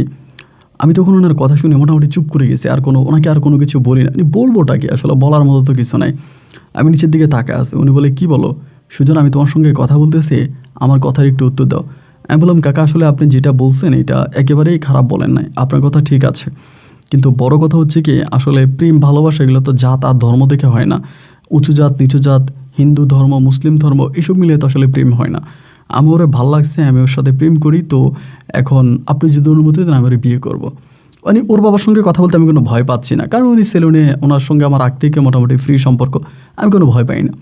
তো উনি বলতেছে যে তুমি এটা কী বলতেছো, তুমি কি এটা ভেবে চিন্তে বলতেছো যে তুমি আমার মেয়েকে বিয়ে করবা? আমরা হিন্দু, তুমি মুসলমান। আমি বললাম, কাকা দেখেন, যদি আপনার মেয়ে মুসলমান হয় তাহলে আমি তার বিয়ে করব। ওর বাবা তখন বলতেছে, আমার মেয়েরকে আমি জেনে শুনে মুসলমান বানাতে পারি? আমার পূর্বপুরুষ যারা আছে আমরা সবাই হিন্দু ধর্মের মানুষ, আমি কি করে আমার মেয়েরে মুসলমান বানাবো? বাবা, তোমার একটা কথা বলি, আমার মেয়ের জন্য ইন্ডিয়া থেকে একটা ভালো বিয়ের ঘর আসছে, আমি আমার মেয়েটাকে ইন্ডিয়া বিয়ে দিয়ে দিব এবং ইন্ডিয়া পাঠাই দিব। তুমি মেহেরবানি করে আমার মেয়েটার আর বিরক্ত করো না। তোমরা উঁচু জাত, তোমরা বড় জাত এবং তোমরা পয়সাওয়ালা, তোমরা আমার মেয়েটার আর বিরক্ত করো না। তুমি তোমার মতো করে থাকো, আমাকে আমার মতো করে থাকতে দাও। আমি বললাম, কাকা ঠিক আছে, আপনি যদি ওরে ইন্ডিয়া পাঠাই দেন আর ও যদি ইন্ডিয়া চলে যায় তাহলে তো আমার কোনো আপত্তি নেই। যদি না যায় তখন কি করবেন? পরে বলে, যদি না যায় তো কাইটা গাঙ্গে বাসাই দিব। এরকম করে খুব রাগ করে বলতেছে যে খুঁট দিয়া কাইটা গাঙ্গে বাসাই দিব। আমি আর ওনারে কোনো কিছু বললাম না। চুল কাটা শেষ, আমি তখন টাকা পরিশোধ করে চলে আসছি। তো এই টাকা নিয়ে ঘরে আসছে এবং ঘরে আসার প্রায় ঘন্টা দুয়েক পরে ও তখন আমার ফোন দিছে, পূজা। ফোন দিয়ে আমার বলতেছে, তুমি আমার আব্বারে কী বলছো? আমার আব্বারে কী বলছো? আমি কী বললাম তোমার আব্বারে? বলে না, তুমি আমার আব্বারে কী বলছো? আব্বা খুব রাগারাগি করছে বাসায় আইসা, আব্বা খুব চিল্লাচিল্লি করছে, আব্বা আমার ইন্ডিয়া পাঠাই দিবে। তাই আমি বললাম, তোমার আব্বা তোমার ইন্ডিয়া পাঠাই দিবে, তুমি কি ইন্ডিয়াতে যাবা? বলে, হ্যাঁ চলে যাবো, আমার আব্বা পাঠাই দিলে আমি যাবো না? তাই বলে, তুমি না আমার ভালোবাসো? তা ভালোবাসলে কী করবো? তুমি কি আমার বিয়ে করবা? তুমি হিন্দু হবা? আমি বললাম, দেখো মুসলিমরা তো কখনো হিন্দু হয় না, কিন্তু হিন্দু মুসলিম হয়। ও আমাকে বলে, আমি এত কথা বুঝি না, আমার আব্বা যদি আমার ইন্ডিয়া পাঠাই দেয় আমি কিন্তু আত্মহত্যা করব। আমি তখন বুঝলাম যে ঠিক আছে, তাহলে ওর বাবার ওর ইন্ডিয়াতে পাঠাইতে পারবে না। পরিশেষে এরকম করে ওর সঙ্গে আমার রাতের বেলায় দেখা হলো। দেখা হওয়ার পরে ও কান্নাকাটি করতেছে, খুব কান্নাকাটি করতেছে যে আব্বা ইন্ডিয়াতে পাঠাই দিবে। আব্বু কথাবার্তা বলছে আমাকে ইন্ডিয়াতে পাঠাই দিবে, ইন্ডিয়াতে ওর পিসির বাড়ি আছে, ওর পিসি এসে ওকে নিয়ে যাবে, মানে খুব কান্নাকাটি করতেছে। আমি বললাম, শোনো তুমি মন খারাপ করো না, আর এখন তুমি যাও। এখন যাও বলার পর বলে, আমি যাবো না। এই রাতের বেলায় বলতেছে আমি যাবো না। তুমি কী বলো, তুমি যাবো না মানে কী করবা? বলে, তুমি আমাকে নিয়ে যাও। আমি আজকে যাবো না, আমি গেলে আমাকে আব্বু পাঠাই দিবে, আমাকে ইন্ডিয়া পাঠাই দিবে। তাই আমি বললাম, আরে বাবা তোমার তো আর কালকে সকালেই পাঠাইতেছে না, আমরা একটু ভেবেই চিন্তে দেখি কী করা যায়। ও বলে যে না, আমি এখান থেকে এক পাওয়া যাবো না, আমি এখান থেকে এক পাওয়া যাবো না, হয় তুমি আমার সঙ্গে করে নিয়ে যাবা, নাহলে আমি এখানে দাঁড়ায় থাকবো। তো ওই সময়তে ও যেখানে আসছে এটা আমাদের এরিয়াতেও চলে আসছে, আমি ওদের এদিকে যাই না, রাতের বেলা ও আমাদের এরিয়াতে আসছে, মানে আমাদেরই জায়গাটা আর কি, আমাদের বাড়ির পিছনে হিসাব করতে গেলে। পরে আমি বললাম, দেখো পূজা, পাগলামি করো না, তুমি যাও এবং কালকেরটা আমি কালকে ভেবে চিন্তে দেখবো কী করা যায়, আমি দিনের বেলা একটা সিদ্ধান্ত। ও বলে, না আমি আর কোনো দিনের জন্য অপেক্ষা করব না, তুমি আমাকে আজকে নিয়ে যাবা এবং চলো আমরা আজকে পালায়া যাই। আমি পড়ে গেছি তখন বিপদে, এবং ওরে নিয়ে আমি পালায় এই মুহূর্তে এই রাতের বেলায় কোথায় যাব? ওর কথা হচ্ছে একটাই, এবং শেষ পর্যন্ত ও করছে কি, হঠাৎ করে এক খুর বের করছে, ওর বাবার সেলুনের খুর আর কি বের করছে। বের করে বলতেছে, আমি এটা আমার নিজের গলায় দিয়ে দেবে, এবং অলরেডি সেই গলার মধ্যে ধরছেও। আমি তোর হাত থেকে এটা খুব কষ্ট করে নিয়ে বলতেছি, পূজা এগুলো কী করতেছো? বলে, আমি জানি না, আমি জানি না আমি কী করতেছি, বাট তুমি আমাকে একটা আশ্রয় দাও, আমি কিছু একটা নাই, আমি কিছু একটা করে ফেলবো। এই সময় তো আমার হঠাৎ করে মনে হয়েছে আমার খালা তখন, মানে কুই জানি আমার খালা তখন করছে কি, আমার যে বড় খালাতো বোন আছে, আমার বড় খালাতো বোনের বাড়িতে গেছে, খালা খালু দুজনেই গেছে, ওদের ঘর পুরা খালি। খালা আমার চাবি দিয়ে গেছে, বলছে হাঁস মুরগি আসলে হাঁস মুরগিগুলো ঘরে দেওয়ার জন্য। খালা প্রায় সপ্তাহখানিকের মতো ওনার মেয়ের বাড়িতে থাকবে, ওদের ঘর পুরা ফাঁকা। তখন আমি চিন্তা করলাম যে ঘরটা খালি আছে, আপাতত ওই ঘরে নিয়ে যায়। তাই যেহেতু এখানে ও চিল্লাচিল্লি করতেছে, হয়তো আশেপাশ থেকে মানুষ জড়ো হয়ে যাবে, এই ভয়ে আমি তখন আমার খালার ঘরে নিয়ে ওরে ঢুকাইলাম। ঢুকে বলার পরে আমি বলতেছি, পূজা দেখো তুমি কেন পাগলামি করতেছো? পরে খালার ঘরে আমি আমার ঘর থেকে খাবার দাবার এনে ওরে খাওয়াইলাম। সারা রাত ও আর আমি একসঙ্গে খালার ঘরে থাকলাম। এখন আমাদের মাঝে অনেক রকমের সম্পর্ক হয়ে গেছে। যেহেতু খারাপ সম্পর্ক হয়ে গেছে, এখন আর ও যাবে না, আমি ওকে পাঠাবো না। আর আমি দুজনের মাঝে খুবই প্রেম। ওর বাবা তখন করছে কি, সকাল 8টা কি 8:30 বাজে হিন্দু পাড়ার আরও কয়েকজন লোক নিয়ে আমাদের বাড়িতে হাজির। আমাদের বাড়িতে আসছে, আইসা আমাকে ডাইরেক্ট বলতেছে যে সুজন আমার মেয়ে কই। আমি বললাম যে আপনার মেয়ে কইটা আমি কী করে বলবো।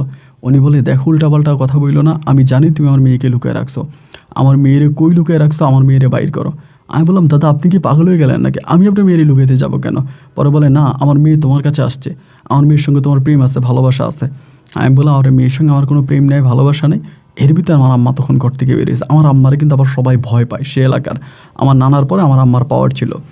আমার আম্মা তখন এই পূজার বাবারে বলতেছে ছোট লোকের বাচ্চা, তুই আমার বাড়িতে আসছিস তোর মেয়েরে খোঁজার জন্য, তুই আমার ছেলের নামে বদনাম উঠাস, তোর মেয়েরে আমার ছেলের পিছনে লাগাই দিছস। আমার মা যখন রাইগে গেছে তখন ওর বাবা করছে কি তার লোকজন নিয়ে আমার বাড়ি থেকে বেরিয়ে গেছে। দুপুর গড়িয়ে আসলে দুপুরের পরে আমি তখন খালার ঘরে গেলাম যেখানে পূজা আছে। যাওয়ার পরে পূজা বলতেছে আমার আব্বার সঙ্গে তোমার আম্মা এরকম খারাপ ব্যবহার করলো, তুমি কিছু বললা না। আমি বললাম আরে আমার মায়েরই কি আমি কন্ট্রোল করতে পারবো, মা কি আমার কথা শুনে, তুমি দেখো না মা কেমন পাগলামি করে, মা কি আমার কথা শুনবে নাকি। পরে বলতেছে না তোমার আম্মা এই কাজটা একদমই ভালো করে নাই, আমার আব্বুর সঙ্গে এরকম খারাপ আচরণ করা কি খুব বেশি প্রয়োজন ছিল, খুব বেশি দরকার ছিল, উনি কেন আমার আব্বার সঙ্গে এরকম খারাপ ব্যবহার করলো। আমার আচ্ছা ঠিক আছে তুমি মাথা ঠান্ডা করো, এত রাগারাগি করো না, এত রাগারাগি করলে কোনো কিছু হবে না, তুমি মাথা ঠান্ডা করো। এই কথা বলে আমি তখন পূজারে মোটামুটি একটু কোল্ড করলাম, ঠান্ডা করলাম এবং করে আমি তখন এভাবে তখন দিন রাত কাটতেছে, আল্লাহ আমি এখন কী করব। এরকম করে সময়গুলো কাটতেছে। ওর বাবা তখন ওর খোঁজা বাদ দিয়ে দিয়েছে, যেহেতু মেয়ে চলে গেছে এবং কোনো যোগাযোগ রাখে না, ওর বাবা ওরে আর খুঁজতেছে না।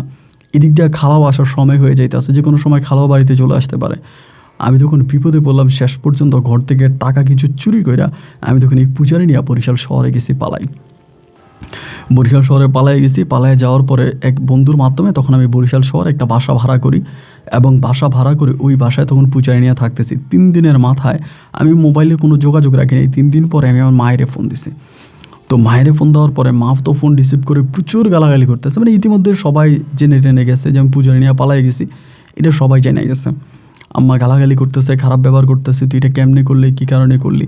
পরে আমার নানির কাছে দিছে। নানি আমার বলে তুই কই আসিস বল, তুই কোন জায়গায় আসিস বল। আমি বললাম নানি আমি যেখানে আছি তুমি এখানে আসবা। বলো হ আমি আসবো, তুই কই আসিস বল। পরে নানির সঙ্গে একটা কন্ট্যাক্ট হলো, নানি এক জায়গায় আসবে, ওইখানে আমার বলছে গোপনে। আমি পূজারে বরিশাল শহরে রাইখা ওইখানে গেছি। যাইয়া তখন নানিরে ধরছি, নানিরে বললাম যে নানি চলেন। ওইখান থেকে আমি তখন নানিরে নিয়ে আমার পূজার কাছে নিয়ে আসছি। আসার পরে নানি আমারে বলে ওই কি মুসলমান হয়েছে। আমি বললাম না। তাই নানি বলে তোরা কি একসঙ্গে আসিস। আমি বললাম একসঙ্গে আছি কিন্তু বিয়ে হয় নাই। পরে আমার নানি নিজে দাঁড়ায় থাকা হুজুর আনছে, হুজুরাই না তখন এই পূজারে মুসলমান বানাইছে এবং পূজা মুসলিম হয়েছে। এবং মুসলিম হওয়ার পরে দিন পূজার সঙ্গে তখন আমার বিয়ে হয়। এখানে আমাদের বিয়ের সাথে কমপ্লিট হয় এবং বিয়ের সাথে কমপ্লিট হওয়ার পরে সিরাতেন নানি আমাদের সঙ্গে থাকে এবং নানি পূজাকে অনেক আদর করে। পরে নানি বলে আমি বাড়ি যাইতেছি, আমি যেমনে পারি তোদেরকে বাড়িতে নেওয়ার ব্যবস্থা করতেছি। তা আমার নানার যেহেতু পাওয়ার ছিল, নানা খুবই প্রতাপশালী একজন লোক ছিল এবং আমার নানার পরে আমার নানির পাওয়ার সবাই আমার নানিকে মানে বা নানির কোনো কথা ফেলে না। আমার নানি তখন ডিরেক্টলি বাড়িতে গিয়ে আমাদের এলাকার যে চেয়ারম্যান আছে চেয়ারম্যানটা চেয়ে ধরছে, ধরে বলতেছে আমার নাতি এমনি এমনি বিয়ে করছে, এটা কেমনে সমাধা করবা করো। আমার স্বামী যেহেতু নাই, আমার স্বামীর অবর্তমানে আমি তখন দাঁড়াইছি, আমি আসি, আমার নাতি এই কাজ করছে, এটা সমাধা কী করবা। তো চেয়ারম্যান তো আমার নানির খুব মানে আমার নানির কথায় একরকম, চেয়ারম্যান কখনোই ফেলবে না। অ্যান্ড চেয়ারম্যান তখন গিয়া হিন্দু পাড়ার যারা আছে, মোড়ল যারা আছে, সর্দার যারা আছে, ওদের সঙ্গে কথাবার্তা বলে আপনাদের মেয়ে তো নিজেই পালায়ে গেছে এবং মেয়ে মুসলমানও হয়ে গেছে, এখন কি করবেন। ওদের পাড়ার সবাই তখন একই কথা বলতেছে, যেহেতু মেয়ে নিজের ইচ্ছায় চলে গেছে এবং মেয়ে মুসলমান হয়ে গেছে, এরপর থেকে আসলে তারা এই মেয়ের সঙ্গে আর কথা বলতে চায় না। এই মেয়েকে নিয়ে তারা আর কোনো কথাই বলতে চায় না, যেহেতু মেয়ে নিজের ইচ্ছায় চলে গেছে তাহলে আর কিছু বলবে না। এরপরে এই ঘটনার পরে তখন আমার নানি আমার মাকে খুব কষ্ট করে, মা রাজি হয় না, অনেক কষ্ট করে আমার নানি তখন আমার মাকে ম্যানেজ করে এবং একটা পর্যায়ে লাস্ট পর্যন্ত মাও তখন পুরো সম্মতি দেয় এবং দেওয়ার পর আমার নানি কোনো অনুষ্ঠান কিছুই করে নাই, খুবই ফর্মালিভাবে নর্মালভাবে আমাকে তখন নানু ঘরে উঠায়। তা আমি তখন ঘরে ওঠার পরে নানু তখন আমাদের সঙ্গে থাকতেছে। মা আমার সঙ্গে খুব বেশি একটা কথা বলে না, আর পাড়ার কেউ আমার সঙ্গে ভালো করে কথা বলে না। পূজা তখন ঘরেই থাকে। এই করতে করতে আমার বড় বোনটা তো বিয়ে দিয়ে দিচ্ছে, আমার বড় বোনে খুব ঝামেলা করতেছিল, কিন্তু আমার নানির দিকে তাকে কেউ কোনো কথা বলে না। নানি যেহেতু এখানে স্টিল দাঁড়ায় আছে, নানির উপর দিয়ে কেউ কোনো কথা বলবে না। এই যে এটা হচ্ছে বড় কথা। নানি তখন আমারে বললো যে পূজাকে বিয়ে করার প্রায় 15-16 দিন পরে নানি বলতেছে যে তোর যে অবস্থা, হিন্দু পাড়ার লোকেরা আস্তে আস্তে তোর উপরে খেপতেছে, ওরা তোর উপরে একটা অ্যাকশন নিবে। পূজার বাবা যদিও দরিদ্র ফ্যামিলির লোক হয়ে থাকে, কিন্তু হিন্দুরা সবাই এক, ওদের পাড়ার মেয়েরে তুই নিয়ে আসছিস, এখন তোর বাবাও ওরকমভাবে চলাফেরা করে না, আর তোর নানাও নাই, এখন এভাবে থাকলে তোর একটা ক্ষতি হয়ে যাবে, তো এটা কাজ করতে বিদেশ চলে যা। আমার নানু বলতেছে। তা আমি নানুরে বললাম যে নানু আমি বিদেশ যাবো, আমি যাবো না, মানে ইচ্ছে করতেছে না। নানু তখন করলো কি, নানুর বাপের বাড়ির ওরা সবাই ইতালি থাকে এবং ইতালিতে খুব ভালো অবস্থায়। নানু তখন বলতেছে যে আমি তোর ইতালি পাঠাই দিব, তুই ইতালি চলে যা। তা আমি বললাম যে ঠিক আছে, আমি পূজার সঙ্গে কথা বলি। যখন পূজার সঙ্গে কথা বললাম, পূজা আমাকে ডিরেক্টলি মানা, না তুমি যাইতে পারবা না। আমি কি কোনো বিদেশি ছেলেকে বিয়ে করছি? তুমি কেন যাবা? তুমি যাইতে পারবে না, তুমি আমার সঙ্গে থাকবা, আমি তোমাকে যেতে দিব না। আমি বললাম আরে বোকা, আমার নানু বলতেছে এখন না যাই কেমনে, আর যেহেতু আমার পারিবারিক অবস্থা অনেকটা খারাপ হয়ে গেছে এবং ওই সময় পর্যন্ত বড় ভাইও বিয়ে করে নেই, বড় ভাই তখন আপনার ঢাকাতেই আছে, বড় ভাই বিয়ে শাদী করে নেয়। আবার বড় ভাই এইসব বিষয়ে মানে ভাইয়া হচ্ছে একটু অন্যরকম মানুষ, নিজেকে নিয়ে ব্যস্ত, নামাজ পড়ে তাহাজ্জুদ পড়বে, ফজর পড়বে, এবং কিছু মানুষ থাকে না যারা একটু মানে অন্যরকম আর কি। আমার ভাইয়া ছিল ওইরকম, অন্য কোনো কিছু আমার ভাইয়ার মাথায় নেই, ভাইয়ের মাথায় যেটা আসবে ভাই সেটাই করবে। যাই হোক, এবার আমার নানু বলতেছে যে একটা কাজ কর, তুই যা হয়েছে বা যেটাই হয়েছে এগুলো সব কিছু বাদ দিয়ে তুই বিদেশ চলে যা। আর আমার বউ পূজা কিন্তু রাজি না, পূজার কথাই একটা, সে কোনোভাবে আমাকে বিদেশ যাইতে দিবে না। আমার যা করার যেটা করার দেশেই করতে হবে, আমার দেশে কিছু করতে বলতেছে, কেন আমাকে বিদেশ যেতে দিবে না। মানে ও পুরোপুরি রেগে গেছে যে না তুমি বিদেশ যেতে পারবাই না। হায় আল্লাহ, আমি তখন পড়ে গেছি ঝামেলায়। পূজারে কোনোভাবেই কেউই ম্যানেজ করতে পারে না। আমার নানি বুঝাইতেছে, আর মানে আমার মা তো পূজার সঙ্গে কথা বলে না, মানে আমার আম্মা বলেই না কথা। আমার নানি বুঝাইতেছে, সবাই বুঝাইতেছে যে না ও মানবে না, মানবে না, মানবে না, ও কোনোভাবেই মানবে না। পরে কান্নাকাটি করে অনেক কষ্টের পরে, বহু কষ্টের পরে ওর তখন একটু বুঝাইতে সক্ষম হই এবং আলহামদুলিল্লাহ একটা পর্যায়ে তখন রাজি হয়। রাজি হয়ে আমার বলে যে ঠিক আছে তুমি যে যাবা, তবে আমাকে নিয়ে যাইতে হবে তোমার সঙ্গে। তাই আমি ওরে বললাম যে দেখো আমি তো আসলে তোমাকে সাথে করে নিতে পারবো না, তবে আমার যদি কাগজপত্র হয় আমি পরে তোমার নিয়ে যাব। ওই তখন আমারে বলতেছে তোমার কাগজপত্র কবে হবে, তোমার কাগজপত্র হবে কবে? আমার কাগজপত্র হয়ে যাবে, আমার যদি কাগজপত্র হয় তাহলে আমি তোমাকে সাথে করে নিয়ে যাব। ওই আমাকে বারবার বলতেছে তোমার কাগজপত্র কি আদৌ হবে, আদৌ কি তোমাকে কাগজপত্র দিবে সরকার? আমি বললাম হ্যাঁ, আমার সরকারের কাগজপত্র দিলে পরে আমি তোমার নিয়ে যাব। ওর কথাবার্তা বললে সব কিছু ঠিকঠাক করে আমার নানু তখন তার বাপের বাড়ির লোকজনের সাথে কথা বলে। এবার আমি তখন ইতালিতে যাই। তো আমি যখন ইতালিতে যাই, ইতালি যাওয়ার পরে ওই সময় কিন্তু আমি তেমন কোনো কাজ টাজ করতাম না। আমি যদি এগ্রিকালচার বিষয়ে যাই, তারপর মানে বাগানের মানে কৃষি কাজ টাজ করি এমনি সামনে, এগুলো করে টোরে আস্তে আস্তে করে আমার দিন রাতগুলো কাটতেছে, আমি আস্তে আস্তে করে ওখানে বড় হচ্ছিলাম। তো অনেকগুলো মাস এভাবে পেরিয়ে গেল, অনেকগুলো মাস পেরিয়ে গেল এবং বৎসর পেরিয়ে গেছে। তো মোটামুটি আমার কাগজপত্র হয়েছে। আর এদিক দিয়ে বাড়ি থেকে আবার আমি চলে যাওয়ার 3 মাসের মাথায় খুব দুঃসংবাদ, আমার নানিটা মারা গেছে। আমি চলে যাওয়ার ঠিক 3 মাসের মাথায় নানি মারা গেছে এবং নানির মৃত্যুতে মানে আমার এমন অবস্থা হয়েছে ভাই আমি ইতালি থেকে চলে আসবো। আমার মা, আমার আব্বা, তারপরে হচ্ছে আমার বড় বোন সবাই বুঝাইতেছে তুই আসিস না আসিস, মানে আমি নানি মরে গেছে, আমি পাগল হয়ে গেছি যে আমার নানি মরে গেছে, আমি আর থাকবো না, আমি চলে যাব, আমি দেশে চলে যাব। তো সবাই বুঝে শোনাইয়া বহু কষ্টের পরে তখন আমারে বললো তুই থাক, তুই যাইস না, তুই থাক। তো পরে আমি আর কি করবো, পরে আমি থেকেই গেলাম। আমার নানু তখন মৃত্যুবরণ করলো এবং মোবাইলে যতটুকু নানুকে দেখা আর কি অতটুকুই। এবার আমি নিজের মতো করে ইতালিতে পড়ে আসি, ইতালিতে কাজকাম করতেছি এবং এরকম করতেছি। আর প্রতিনিয়ত পূজা আমাকে বলতেছে তুমি আমাকে নিচ্ছ না কেন, আমাকে নিয়ে যাও, আমার ভাল লাগে না, কবে নিয়ে যাবা, এটা সেটা। তো আমি পূজা তখন করি কিন্তু খুব চালাক, প্রথম দিকে এতটা চালাক ছিল না, যখন বিয়ে করলাম খুবই বোকা ছিল, আমি যা বলতাম তাই শুনতাম, আমি যেটা বলতাম সেটাই মানতো। কিন্তু ভাই পূজা আস্তে আস্তে আস্তে করে খুবই চালাক হয়ে যায়, তখনও সব কিছু বুঝে। মানে ও তখন আমি কোনো একটা কথা বললে এটাকে খুব অক্ষর অক্ষরে পালন করে এবং খুব বুঝে। তুই পরে দেখলাম যে আসলে ও আসলেই অনেক কিছু বুঝে, আমি একটা বললেও আর একটা বুঝে যায়, মানে খুব বোকা না আর কি, অনেকটা চালাক। সময়ের পরিবর্তনে একটা সময় দেখা গেল যে ও আর আমাকে মূল্যায়ন করতেছে না, তুমি আমাকে ইতালি নিতে হবে, এই করতে হবে, সেই করতে হবে। এই ঝামেলার মাঝে হঠাৎ করে আম্মা গেছে অসুস্থ হয়ে, আমার কোমরে সমস্যা দেখা দিছে, ডাক্তারে বলছে প্রবলেম। তো এবার আম্মার যখন অসুস্থ হয়ে গেল, আমি কিন্তু ওকে নিয়ে আসার একটা প্ল্যানিং ছিল, আমি আসলেই নিয়ে আসতাম। আম্মা অসুস্থ হয়ে যাওয়ার পর আম্মা তখন আমার ফোন দিয়া বলতেছে তুই জোরে নিয়ে যাবি, আমারে কে দেখবে, তোর বাপ একটা ঘরে আসে না, বাড়ি আসে না, বাইরে বাইরে থাকে, তোর বড় বোনটি বিয়ে দিয়ে দিলাম, তোর ভাই একটা ঢাকায়, বিয়ে শাদিও করে না, কিচ্ছু না, এখন তুই বিয়ে করছিস, তোর বউটা আমার কাছে আছে, মানে এই বউটার যদি তুই ইতালি নিয়ে যাস তাহলে কি আমার দেখাশোনা করবে। আমার অবস্থা এমন হচ্ছে যে আম্মা হুইল চেয়ারে শুয়ে থাকা লাগে, মানে হুইল চেয়ারে শুয়ে থাকে, আমার আম্মারে খাওয়াইতে হয়, পড়াইতে হয়, সবর করা লাগে। তা আমি তো আর ওর এটা ডিরেক্টলি বলতে পারতেছি না যে তুমি যদি চলে আসো তাহলে আম্মার কী হবে, আম্মারে কে দেখবে, আমার মা তো পুরোপুরি অচল হয়ে যাবে।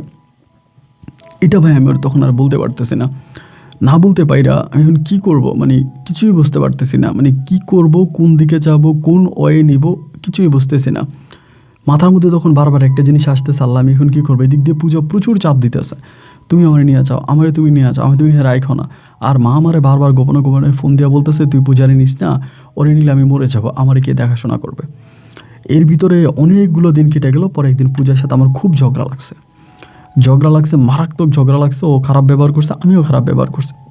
করার পরে আমি তখন ওরা রাগ করে বলতেছি তোমার তো মা আছে, বাপ আছে, তোমার ভিতরে কি এই বিবেকটা নেই? ওই সময় পূজা কিন্তু তার আব্বা আম্মার কাছে যাইতো, ওদের হিন্দু পাড়ায় যাইতো, সবার সঙ্গে কথাবার্তা বলতো, তখন প্রায় সব কিছু প্রায় ঠিক হয়ে গেছে। তা আমারই বলতেছে, আমি বললাম যে তুমি কি বুঝতেছো না, ঘরে আমার অসুস্থ একটা মা, আমার মাকে দেখবে কে? তুমি যদি ইতালি চলে আসো আমার মা রেখে দেখবে। ওই তখন আমারই বলতেছে ও আচ্ছা, তার মানে তুমি তোমার মাকে দেখাশোনা করার জন্য তুমি আমাকে বান্ধে রেখে দিছ? আমি তোমার বাসার বান্দি, আমি তোমার মাকে দেখাশোনা করব? আমি কি তোমার বাসার বান্দি? আমি বললাম আরে বোকা, আমি তো তোমাকে বান্দি দাসী বলি নাই, আমি কি তোমাকে বান্দি বলছি নাকি? ও বলে না, অবশ্যই বলছো, তুমি আমাকে বান্দি বলছো, তোমার মাকে, তার মানে কি আমি তোমার মার দেখাশোনা করবো? তোমার মায়ের দেখাশোনা করার জন্য তুমি আমাকে বাংলাদেশে রাখছো? এবার পানি ও তখন উল্টা বুঝে গেছে, উল্টা বুঝে আমারে বলতেছে আমার তুমি নিয়ে যাও, তা না হলে কিন্তু অবস্থা খুব খারাপ হয়ে যাবে, থ্রেট দিতেছে। আমি বললাম যে আমি তোমারে নিব না। একদিন আমার হঠাৎ করে বলে কি জানেন, আমার বলে তুই আমারে নিবি না, তুই যদি আমারে না নেস, তোর যেই মায়ের দেখাশোনা করার জন্য তুই আমারে বাংলাদেশে রাখছিস, আমি তো সেই মায়ের খুন করে ফেলবো, ওরকম করে বলে। আমি বললাম দেখো তুমি পাগলামি করো না, মা কয়দিন বা বাঁচবে, তুমি একটু মায়ের সেবা করো। এই ঘটনার কিছুদিন পরে আমার কি বলে জানেন, বলে আমি তোর মায়ের সংসার ভেঙে দিব, আমি তোর মায়ের সংসার ভেঙে দিব, আমি তোর মায়ের সংসার ভেঙে দিব, এই কথা আমারে বলতেছে। তো তুই আমার মায়ের সংসার ভেঙে দিবি মানে কি? আমি তখনও ওর কথাগুলোকে আর কোনো মূল্যায়ন করলাম না, যে আমার মায়ের সংসার কেমনে ভাঙবে। এভাবে 1 দিন 2 দিন 3 দিন 4 দিন 5 দিন 6 দিন করে সময়গুলো কাটতেছে। এরকম করে সময়গুলো কাটতে কাটতে কাটতে কাটতে এদিক দিয়ে পূজা তখন একটু আর আমার সাথে আগের মতো কথা বলে না। আগে যেরকম আমার সঙ্গে কথা বলতো বা আমাদের দুজনের মাঝে একটা প্রেম, গভীর একটা ভালোবাসার সম্পর্ক ছিল, তখন কিন্তু আর সম্পর্কটা এরকম নাই।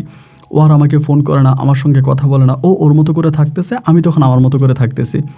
ঠিক মিডলের এই পর্যায়ে আসার পর একদিন হলো কি, হঠাৎ করে আনুমানিক মানে বাংলাদেশ সময়টাই বলি, বাংলাদেশ সময় রাত 1টা কি 1:30টার মতো বাজে, আমার বন্ধু রুবেল তখন আমারে ফোন দিছে এবং ফোন দিয়ে আমার বলতেছে যে ওর সঙ্গে আমার ইমুতে যোগাযোগ ছিল, ইমুতে ফোন দিছে, ফোন দিয়ে আমারে বলতেছে যে তোর বউরে ধরছি তোর বাপের সঙ্গে, ডাইরেক্ট তোর বউরে ধরছি তোর বাপের সঙ্গে, এখন কী করবো বল। ওই সময় কিন্তু আমার মা খুবই অসুস্থ, মানে এতটাই অসুস্থ যে মা হুইল চেয়ার থেকে উঠতে পারে না। আমি রুবেলটা বলতেছি, রুবেল কী শুরু করছিস এগুলো, কী বলতেছিস, আমার বাপের সঙ্গে আমার বউরে ধরছিস, এগুলো কী বলতেছিস, তোর কি মাথা ঠিক আছে? ও বলে দোষ, মাথার তো সবই ঠিক আছে, এখন তোর বউরে ধরছি তোর বাপের সঙ্গে, তোদের ঘরের মধ্যেই ধরছি। আমাদের ঘরের মধ্যে ধরলি কেন? তো এখন মূল কথা হচ্ছে রুবেল যেটা বলতো, আমাদের ঘরের সামনেই আমাদের একটা ছোট মেহমানের ঘর আছে, ধরুন বাইরে থেকে কোনো মেহমান আসলে এই ঘরে থাকতো, মেহমানের ঘর আছে। এই মেহমানের ঘরের মধ্যে নাকি পূজা আর আমার আব্বা একসঙ্গে নাকি খারাপ কাজে লিপ্ত হয়েছে, ওইখানে নাকি ওই আমার বউরে ধরছে, আমার বাপেরও ধরছে। পরে আমি বললাম দেখ রুবেল, এটা তো রাতের বেলায়, বাংলাদেশে তো এখন অনেক রাত, দেখ এখনও বিষয়টা কেউ জানাজানি হয় নাই বা এটা কেউ জানে না, দোস্ত আমি তোর কাছে অনুরোধ করে বলতেছি, রিকোয়েস্ট করতেছি, তুই প্লিজ এরকম করিস না, তুই আমার বাবাকে ছেড়ে দে, পূজাকে ছেড়ে দে, বন্ধু না ভালো, তুই এটা করিস না, তুই এটা করিস না। অয় তখন বলতেছে বেটা তুই ছোটোবেলা বাইন নিয়া, ছোটোবেলা বাইনের বাসি হুশাল দিয়া আমাদেরকে গ্রাম তাড়া করছিস, আমাদেরকে গ্রাম থেকে তুই ভাগাইছিস, তুই তো খুব খারাপ লোক, তোরে মাফ করি কেমনে, তোরে মাফ করা যাবে না। ইতিমধ্যেই তখন মোটামুটি পুরো গ্রামের লোকজনকেও জানাই দিছে এবং গ্রামের মানুষ তখন সবাই একসাথে হয়ে গেছে। এবং গ্রামের মানুষ একসাথে হয়ে যাওয়ার পরে এই ঘটনা আমার মা নিজের চোখে দেখে শিরাতে আমার মা স্টক করে, আমার আম্মা হার্ট অ্যাটাক করে এবং হার্ট অ্যাটাক করার পরে আমার আম্মাকে তখন ঢাকায় নিয়ে যায় এবং আম্মাকে ঢাকায় নিয়ে যায়, মানে আম্মাকে যেদিন ঢাকায় নিয়ে যায় এর পরের দিন আম্মা ঢাকায় মৃত্যুবরণ করে। আর এদিক দিয়ে তখন করে কি আমার বাবার সঙ্গে আমার বউকে বিয়ে করাই দেয়, এলাকার পোলাপাইনে মিলা আমার বাবার সঙ্গে আমার বউকে বিয়ে করাই দেয়। মানে কি বলবো আপনাকে, সেই পরিস্থিতি বা সেই সময়ের কথা আসলে আপনাকে বলে বোঝানোর মতো না। আমার মাকে ঢাকায় নিয়েছে, একদিকে তো মায়ের লাশ, এদিক দিয়ে বাবা আমার বউকে বিয়ে করে ফেলছে। মানে আমার নানার যে সম্মান, আমার নানার যে ঐতিহ্য, মানে যা ছিল, মানে এই পূজার সমস্ত কিছু ধ্বংস করে দিয়েছে, মানে অবশিষ্ট বলতে আর কিছুই রাখে নাই। আমার অবস্থা তখন এতটাই খারাপ হয়েছে, মায়ের মৃত্যু, পূজায় এরকম করা, মানে আমি আর তখন মানতে পারতেছিলাম না, মানে আমি এগুলো সহ্য করতে পারতেছিলাম না। সহ্য করতে না পারার পরে অনেক কষ্ট, মানে এত যে কষ্ট যা বলার মতো না, এরকম একটা কষ্টের মধ্যে ছিলাম। তারপরে আমি আর পূজার সঙ্গে কথা বলি না। পূজার সঙ্গে আব্বার বিয়ে করাই দেওয়ার পরও পূজা তখন আলাদা হয়ে যায়, মানে পূজা তখন তার এক আত্মীয়র বাসায় চলে যায়, এ বাড়িতে থাকে না। এই বিয়ের প্রায় 3 মাস পরে সে প্রচুর চেষ্টা করছে আমার সঙ্গে যোগাযোগ করার জন্য, কিন্তু চেষ্টা মানে সক্ষম হয় নাই। 3 মাস পরে বহু কষ্টের পরে পূজা এসে তখন আমার সঙ্গে যোগাযোগ করে এবং যোগাযোগ করে ও খুব কান্নাকাটি করতেছে, মানে প্রচুর কাঁদে। আমি বলি, কাঁদো কেন? ওই তখন বলে ওর কোনো দোষ নাই, ওরে ফাঁসাই দেওয়া হয়েছে। আমি, তোমারে ফাঁসাই দেওয়া হয়েছে? কেমনে তোমার ফাঁসাই দেওয়া হয়েছে? ও বলে, আমাকে ফাঁসাই দিছে রোবেল তারা। আমি বললাম, রোবেল তারা কেমনে ফাঁসাই দিছে? বলো, আমারে ফাঁসাই দিছে রোবেলে। আমি বললাম, দেখো আমি এই বিষয় নিয়ে কথা বলতে চাই না, তুমি তো আমার কাছে নিজের মুখেই বললা আমার মায়ের সংসার তুমি ভেঙে দিবা। ও বলে, আমি তোমার মায়ের সংসার এইভাবে ভাঙবো বলি নাই, তুমি আমাকে ভুল বুঝছো। তোমার আব্বা, আমি এটা আপনাকে বলি না, আমার আব্বা মানে প্রচুর নেশা করতো, কিন্তু অনেক নেশা করতো। এবং লাস্ট পর্যায়ে গিয়ে আমার আব্বা রুবেল তারার সঙ্গে বসে বসে নেশা করতো, যারা ছিল আমার বেসের যারা ছিল এদের সঙ্গে বসে বসে আমার আব্বা নেশা করতো। এখন আমার বউ পূজা বলতেছে আব্বু নাকি ওদের সঙ্গে নেশা করতে করতে মাতাল হয়ে গেছে, মাতাল হয়ে আব্বু নাকি ওই ঘরের মধ্যে, মানে যে মেহমানের ঘরে আসছে, আয়সা নাকি ওইখানে খুব বমি করতেছে। তো বমি করতেছে এবং সেই ঘরের মধ্যে নাকি রোবেলও ছিল, আরও পোলাপাইন তারাও ছিল। আব্বু নাকি খুব বমি করতেছে, খুব চিল্লাইতেছে, এমন অবস্থা। ও নাকি তখন উঠানে মানে বারান্দায় বসেছিল। তা আব্বার চিৎকারের কথা শুনে ও নাকি তখন দৌড়ে যায়, মানে রুমে যায়। এবং রুমে যাওয়ার পরে ও নাকি দেখতে পায় যে আমার আব্বা তখন এখানে রোবেল সহ বসে আছে এবং আমার আব্বা নাকি তখন একদম উলঙ্গ অবস্থায় ছিল। আমার আব্বুর গায়ে নাকি কোনো পোশাক ছিল না। ওই তখন গিয়ে নাকি আস্তাগফিরুল্লাহ নাউজুবিল্লাহ বলে দৌড় দিছে। দৌড় দেওয়ার পরে ওরা নাকি তখন আমার আব্বার সঙ্গে ওরে মিশিয়ে নাকি উল্টাপাল্টা ছবি টবি উঠাইছে এবং উঠে ওই ছবি টবি জোর করে ওরে উঠাইছে, উঠে বলছে আমার আব্বার সঙ্গে ধরা গেছে। কিন্তু আমার আব্বা নাকি পুরো মাতাল অবস্থায় ছিল। তো যেহেতু আমি দেশে নাই, আমি তো এটা চোখে দেখি নাই। তা আমি বললাম যে না, রোবেল এটা করতে পারে না। এবং পরিশেষে আমি যখন রোবেলকে জিজ্ঞেস করলাম, রোবেল বলতেছে দোস্ত দেখ আরও পোলাপাইন আছে, সবার সঙ্গে কথা তোর বউ মিথ্যা বলতেছে। এখন আমি কি আমার বউরে বিশ্বাস করবো না রোবেলকে বিশ্বাস করবো? কারে বিশ্বাস করবো? মূলত ঘটনা কে ঘটাইছে? আমি তো ভাই কোনো উপায় বুঝতে পাই না, এবং না পাওয়ার পরে আমি আমার মতো করে পড়ে আছি। আমি রোবেলকেও বিশ্বাস করলাম না, বউরেও বিশ্বাস করলাম না। মাও মারা গেল, আব্বারও এই অবস্থা। আব্বা তখন মাতাল হয়ে রাস্তায় ঘোরাফেরা, মানে আব্বার আর কোনো ঠিক ঠিকানা নাই। এর ভিতরে আমি তখন আর ওর সঙ্গে কথা বলি না। সে সময়ের ভিতরে আমি ঢাকার লামিয়া নামের একটা মেয়ের সঙ্গে কথা বলতাম। মেয়েটা বাড়ি ছিল ঢাকাতে। মানে আমার বউ যখন এরকম কাহিনিগুলো করে আর কি, আমার আব্বার সঙ্গে ধরা খায় বা চলে যায়, আমি তখন আমার এই মনের দুঃখটা মানে ভুলার জন্য তখন লামিয়া নামের ঢাকার একটা মেয়ের সঙ্গে কথা বলতাম। তো মেয়েটা আমার সঙ্গে কথা বলে, আমি মেয়েটার সঙ্গে কথা বলি, আমাদের দুজনের মাঝে মোটামুটি একটা ভালো লাগার সম্পর্ক তখন শুরু হয়। তা আমি বলি যে আমার বউ আমার সঙ্গে এটা করছে, ওইটা করছে। মানে আমি কিন্তু লামিয়াকে বলছিলাম যে আমার বউকে ছেড়ে দিয়ে আমি লামিয়াকে বিয়ে করব। এটা কিন্তু আমি বলছিলাম। আমার বউকে ছেড়ে তুলতে আমার বউ তো ছেড়ে চলেই গেছে, আমার আব্বার সঙ্গে বিয়ে হয়ে গেছে, তো আমার বউ তো আর আমার নাই। তা এর ভিতরে আমার বউ যখন আবার আমার সঙ্গে কথা বলতেছে, আমাকে ওইটা বোঝানোর চেষ্টা করতেছে যে ওর সঙ্গে প্রতারণা হয়েছে, এটা হয়েছে, ওইটা হয়েছে। আমিও পরে শেষে আসলে চিন্তা ভাবনা করে দেখলাম যে সত্যি মনে ওকে ফাঁসাই দিছে। কারণ রুবেল তারা তো খুবই খারাপ, তারা সম্ভবত প্ল্যানিং করে, যেহেতু আমি তাদের আগ থেকে এই শত্রু, সেই হিসাবে হয়তো তারা মানে পূজাকে ফাঁসাই দিছে।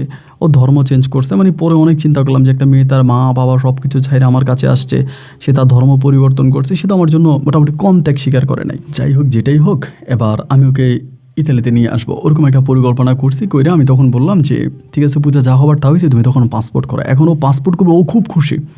ও পাসপোর্ট করবে, আমার কাছে চলে আসবে। মানে ওর এর থেকেও বেশি খুশি ওর জীবনে আর কিছু হতে পারে না। যেহেতু আমি কয়েকটা দিন ধরে প্রায় 1-2 মাসের মতো এই লামিয়া ঢাকার মেয়েটার সঙ্গে কথা বলছিলাম, এবং তখন আমি তারে বললাম যে দেখো লামিয়া, আমি তোমার সঙ্গে কথা বলছি বা তোমার সঙ্গে আমার ছোটোখাটো প্রেম টেম যাই হোক করছি, এখন আমি তো আমার বউকে সঙ্গে আবার ঠিক হয়ে গেছে, আমার বউকে আমি আবার ইতালিতে নিয়ে আসবো, সো আমিও তোমার সঙ্গে কথা বলবো না। তো মেয়েটা আমারে বলতেছে, দেখেন আপনি হয়তো মানসিকভাবে একটু পাগল ছিলেন, হঠাৎ আপনার বউর সঙ্গে আপনার আব্বা ধরা খাইছে, আপনি মানসিকভাবে একটু ডিপ্রেশন হয়ে গেছেন, যার কারণে হয়তো আমি আপনার সঙ্গে কথা বলছি। কিন্তু বিশ্বাস করেন, আমার আপনার প্রতি এই ধরনের ফিলিংস বা অনুভূতি কখনোই আসে নাই। মানে কখনোই আসে না যে আমি আপনার সঙ্গে কোনো প্রেম করব বা ভালোবাসবো। আপনাকে হয়তো মানসিকভাবে একটু সাপোর্ট দিয়েছি, অতটুকুই, হয়তো মানসিকভাবে একটু সাপোর্ট দিয়েছি, আপনি যাতে মানসিকভাবে ঠিক থাকেন, এটাই, এখানে আর অন্য কোনো কিছুই না। তাই আমি বললাম যে আচ্ছা ঠিক আছে, প্রবলেম নাই, এখন আর আমি তোমার সঙ্গে কথা বলবো যে আচ্ছা ঠিক আছে, তবে ভাইয়া মাঝে মাঝে ফোন দিয়ে আমার খোঁজ খবর নিয়েন। তা আচ্ছা ঠিক আছে। এরকম করেই ধরেন আমি তখন এই আমার বউয়ের পূজার কাগজপত্র সব কিছু ঠিকঠাক করলাম, করে আমি তখন পূজাকে নিয়ে আসছি আমার ইতালিতে। এখানে অনেক সময় লাগছে, অনেক ডকুমেন্ট যাই হোক, আপনাকে সংক্ষেপ করে বলি। ইতালিতে আমি তখন এই পূজাকে নিয়ে আসি। আনার পরে পূজা তখন ইতালিতে আমার সঙ্গে থাকতে শুরু করে, আমি আর পূজা তখন একই ঘরে থাকতাম। তখন আমি একটা ফলের দোকান দিই, ফলের দোকান মিনস হচ্ছে অনেক বড় একটা দোকান দিই, সবজির দোকান আর কি। তো ওরে যখন নিয়ে আসি, আনার পরও তো আমার বউ হিসাবে আছে, তখনও আমার দোকানটা দেখাশোনা করতো। আমিও দোকান চালাইতাম, ও দোকান চালাইতো, দুজনেই দোকান চালাইতাম। তো দুজনে মিলা দোকান চালাতাম। কিন্তু ওর আচরণ সব কিছু আমার কাছে কেমন জানি খুব সন্দেহজনক মনে হতো। মনে হয় গোপনে গোপনে কারোর সঙ্গে কথা বলে, বা ওর মনে হয় কারো না কারোর সঙ্গে কোনো প্রেম ভালোবাসা আছে। এই জিনিসগুলো আমার মনে আমার খুব ডাউট ফিল হতো যে না ও কিছু একটা মনে হয় কারোর সঙ্গে করে। আর সারাক্ষণ ওরা দেখি যে ফোনে কথা বলে, এর সাথে কথা বলে, ওর সাথে কথা বলে, মানে কেমন যেন ওর ফোনের ভিতরে আমি একটু অন্যরকম অ্যাক্টিভ দেখতে পাই। তো তখনই আমার কাছে আসলে মনে হয় যে না ও আসলে মনে হয় ফোনে কারো না কারোর সঙ্গে ও এঙ্গেজ আছে, কারো না কারোর সঙ্গে প্রেম ভালোবাসায় লিপ্ত আছে। এই বিষয়গুলো তখন আমার কাছে একটু মানে মনে হলো। তাই মনে হওয়ার পরেও আমি আর তার কোনো কিছু বললাম না, আমি তখন নিজের মতো করে আছি যে ঠিক আছে দেখা যাক কী হয়। তাই এই ঘটনার মানে ওরই মানে আপনার ইতালিতে নেওয়ার পরে প্রায় 2-2.5 বছর পরে ওই তখন সব কিছু বুঝে যায়। এর মাঝে কিন্তু আমি মাঝে মাঝে ওই লামি মেয়েটার সঙ্গে কথা বলি, লামিয়া কেমন আছো, ভালো আছো কিনা, এটা সেটা কথা বলি। 2.5 বছর পরে আমার তখন হঠাৎ করে কেন জানি ভিতরে একটু বাংলাদেশের জন্য মায়া কাজ করতেছে। বহু বছর হয়ে গেছে বাংলাদেশে যাই না, বাংলাদেশের জন্য একটু প্রেম ভালোবাসা বা একটু অন্যরকম মানে আবেগে আপ্লুত হয়ে গেছে। তখন আমি ওরে বললাম, পূজারে বললাম যে পূজা চলো আমরা দেশে যাই। তো একটা মেয়ে যখন দেশে, আমি তার দেশে যেতে, ও তো নর্মালি দেশে যেতে রাজি হবে, এটাই তো স্বাভাবিক তাই না। ওই তখন আমার বলতেছে কি যে আমার তো ভালো লাগতেছে না, আর দুজনে মিলে চলে গেলে ব্যবসাটা কে দেখবে, একটা কাজ করো তুমি তোমার নানুর কবর মায়ের কবর জিয়ারত করে আসো, তুমি যাও, আমি ব্যবসাটা দেখাশোনা করি। এই কথা ওই আমারে বলছে। তো বলার পরে আমি বললাম আচ্ছা ঠিক আছে সমস্যা নেই। আমি তখন করলাম কি যে তুমি যাইবা না, বলে না আমি যাবো না। আমিও চিন্তা করছি ও যদি যায় তাহলে ব্যবসাটা কে দেখবে, ব্যবসা দেখার তো কোনো লোক নাই। আমি বললাম যে ঠিক আছে ওকে ফাইন, ঠিক আছে তুমি থাকো আমিও যাই। আমি তখন এই ছুটি সব কিছু করে কাগজপত্র ডকুমেন্ট আমি তখন বাংলাদেশে আসছি। তা আসার পর ওই লামিও তখন আমাকে ফোন দিয়া বলতো যে সুজন ভাই কই আছেন, কোথায় আছেন, কেমন আছেন। তা আমার আপনি দেখা করতে পারেন আমার সঙ্গে, এটা ওইটা বলছিলাম না আচ্ছা ঠিক আছে তোমার সঙ্গে দেখা করব। তো ওই বাংলাদেশে আসার প্রায় মাসখানিক পরেই আমি একদিন সিদ্ধান্ত নিলাম যে লামিয়ার সঙ্গে দেখা করব। তো ওর সঙ্গে তখন আমি ঢাকাতে একটা রেস্টুরেন্টে দেখা করতে যাই, আমাদের সঙ্গে দেখা হয় এবং ও আমাকে বলে আপনার বউ নিয়ে কেমন আছে না, যে যথেষ্ট ভালো আছে, আমার বউ আমাকে যথেষ্ট বুঝে এবং আমরা মানসিকভাবে অনেক ঠিক আছে। ওর সঙ্গে কথাবার্তা বলি, সারাটা দিন ওর সঙ্গে ঘোরাফেরা করি। রাতের বাসে আমি তখন আবারও ঢাকা থেকে আপনার বরিশালের উদ্দেশ্যে রওনা দিই। তো এবার হলো কি ফেরিঘাট আসার পরে, ফেরিঘাটে আসতে পারে আমার বাড়ি একটু স্মোক করার অভ্যাস আছে, সিগারেট খাওয়ার অভ্যাস আছে। ফেরিঘাটে আসার পর আমি একটা কোণার ভিতরে সিগারেট খেতেছিলাম। তো ওই সিগারেট খাওয়া অবস্থায় একজন লোক সাদা একটা পাঞ্জাবি পরা আমার এসে বলতেছে যে ভাইয়া এই ঠিকানাটা কোন দিকে বলেন তো, একটা কাগজ দিয়েছে, তবে সেখানে তো অন্ধকার। তো কাগজটা দেওয়ার পর আমি বললাম যে ভাইয়া তো অন্ধকার, আমি তো দেখি না। পরে বলে ভাই ওখানে লাইট আছে, একটু লাইটের দিকে আসেন, এটা ফেরিঘাটের ওই দিকে। তো ওখানে লাইট জ্বলতেছে, লাইটের দিকে যায় মাত্র পেপারটা খুলছি, এমন সময় ভাই আমার পিছন থেকে এসে অ্যালোপ্যাথিক মারতে শুরু করছে। মাইরা ঘাটের ওইদিকে একটা জায়গার ভিতরে বন্দি করে ফেলছে। বন্দি কইরেই ওই যেমন হাত পা বাইদা ফেলছে, হাত পা বাইদা হয় কই জানি ফোন দিছে, বাইদা বলতেছে ম্যাডাম ধরছি ধরে রাখছি ম্যাডাম ধরে রাখছি। তখন আমি বুঝলাম যে কেউ না কেউ আমাকে এখানে আটকায় ফেলতেছে। তখন আমি বললাম যে ভাই আমার যে আটকাইলা কী চাও আমার কাছে, মানে যে আটকায় রাখলাম মানে চাইতেছোটাকে। বলে প্রথম তোর পাসপোর্ট কই আছে বল। আমি যে আমার পাসপোর্ট আছে। বলে কাউরে দিয়া পাসপোর্ট আনা, বাড়িতে ফোন দিয়া বল তোর পাসপোর্ট দেওয়ার জন্য। তো আমি তখন আমার বাড়িতে ফোন দিলাম, আমার খালাতো বোনের ফোন দিছি, ফোন দিয়ে বললাম যে একটা লোক যাবে আমার পাসপোর্টটা দিয়ে দে, আমার ব্যাঙ্ক কার্ডগুলো দে। তা আমার খালাতো বোন বলতেছে ভাই কী হয়েছে, আমি বললাম কিচ্ছু না আমি ঠিক আছে। তারা এখান থেকে লোক পাঠাইলো, বরিশালে ওখানে লোক পাঠাইলো। এখন প্রশ্নটা হচ্ছে কি আমার এলাকা, আমার ঘর, আমার বাড়ি, আমি তো কোনো ঠিকানা তাদেরকে দিই নাই, তারা এই ঠিকানা চিনলো কেমনে। তারা ফুললি আমার গ্রামে গেছে, আমার বাড়িতে গেছে, আমার খালাতো বোনের কাছ থেকে আমার ব্যাঙ্ক কার্ড এবং আমার যে পাসপোর্ট সব নিয়ে আসছে, আইনা এগুলো সব কিছু তারা মানে একদম ব্যাংক থেকে টাকাগুলো নিছে, মানে আমার পাসপোর্টটা ছিঁড়ে ফেলছে। ছিঁড়ে আমারে বলতেছে তুই আর ইতালিতে যাইতে পারবি না। তাই আমি তখনও মানে সন্দেহ করতেছি কেন এগুলো, আমি বারবার বলি যে ভাই এগুলো কেন করতেছো আমার সঙ্গে এগুলো কেন করতেছো, কী কারণে করতেছো। তো তখন আমার মনে একটা ডাউট হলো কি যে ওরা মানে কোনো না কোনোভাবে মনে হয় আর কি যে ওরা মানে আমি যতটুকু ধারণা যে ওরা পূজার সঙ্গে যোগাযোগ আছে এই কারণে আমার গ্রামে ওদের লোক একদম দিব্যি চলে গেল। আমাদের গ্রামটা কিন্তু খুব সহজ না, মানে অনেক ভিতরে, তো মানে ঠিকানাও আমি দিই না, ওরা চলে গেছে এবং আমার খালাতো বোনের নাম বলতেছে, মানে ওরা মনে হলো আমার ফ্যামিলিগতভাবে সব কিছুই জানে, তার মানে সম্ভবত পূজা করাইতেছে। এবং তাদের যে কথাবার্তার ধরনে দেখলাম যে তারা মোটামুটি মনে হয় যেন বিদেশি কারোর সঙ্গে কথা বলতেছে, মানে এরকম করে বলতেছে যে ম্যাডাম আপনার এখানে এখন দিন না রাত। এই কথা যখন বলতেছে তখন তো আমি বুঝি যে অবশ্যই তারা পূজার সঙ্গে কথা বলতেছে। তো পূজা কিন্তু আমার ব্যবসাটা দেখে সবসময় বলতো যে এই ব্যবসাটা আমি একাই নিয়ে নিব, মানে এগুলো আমার বলতো।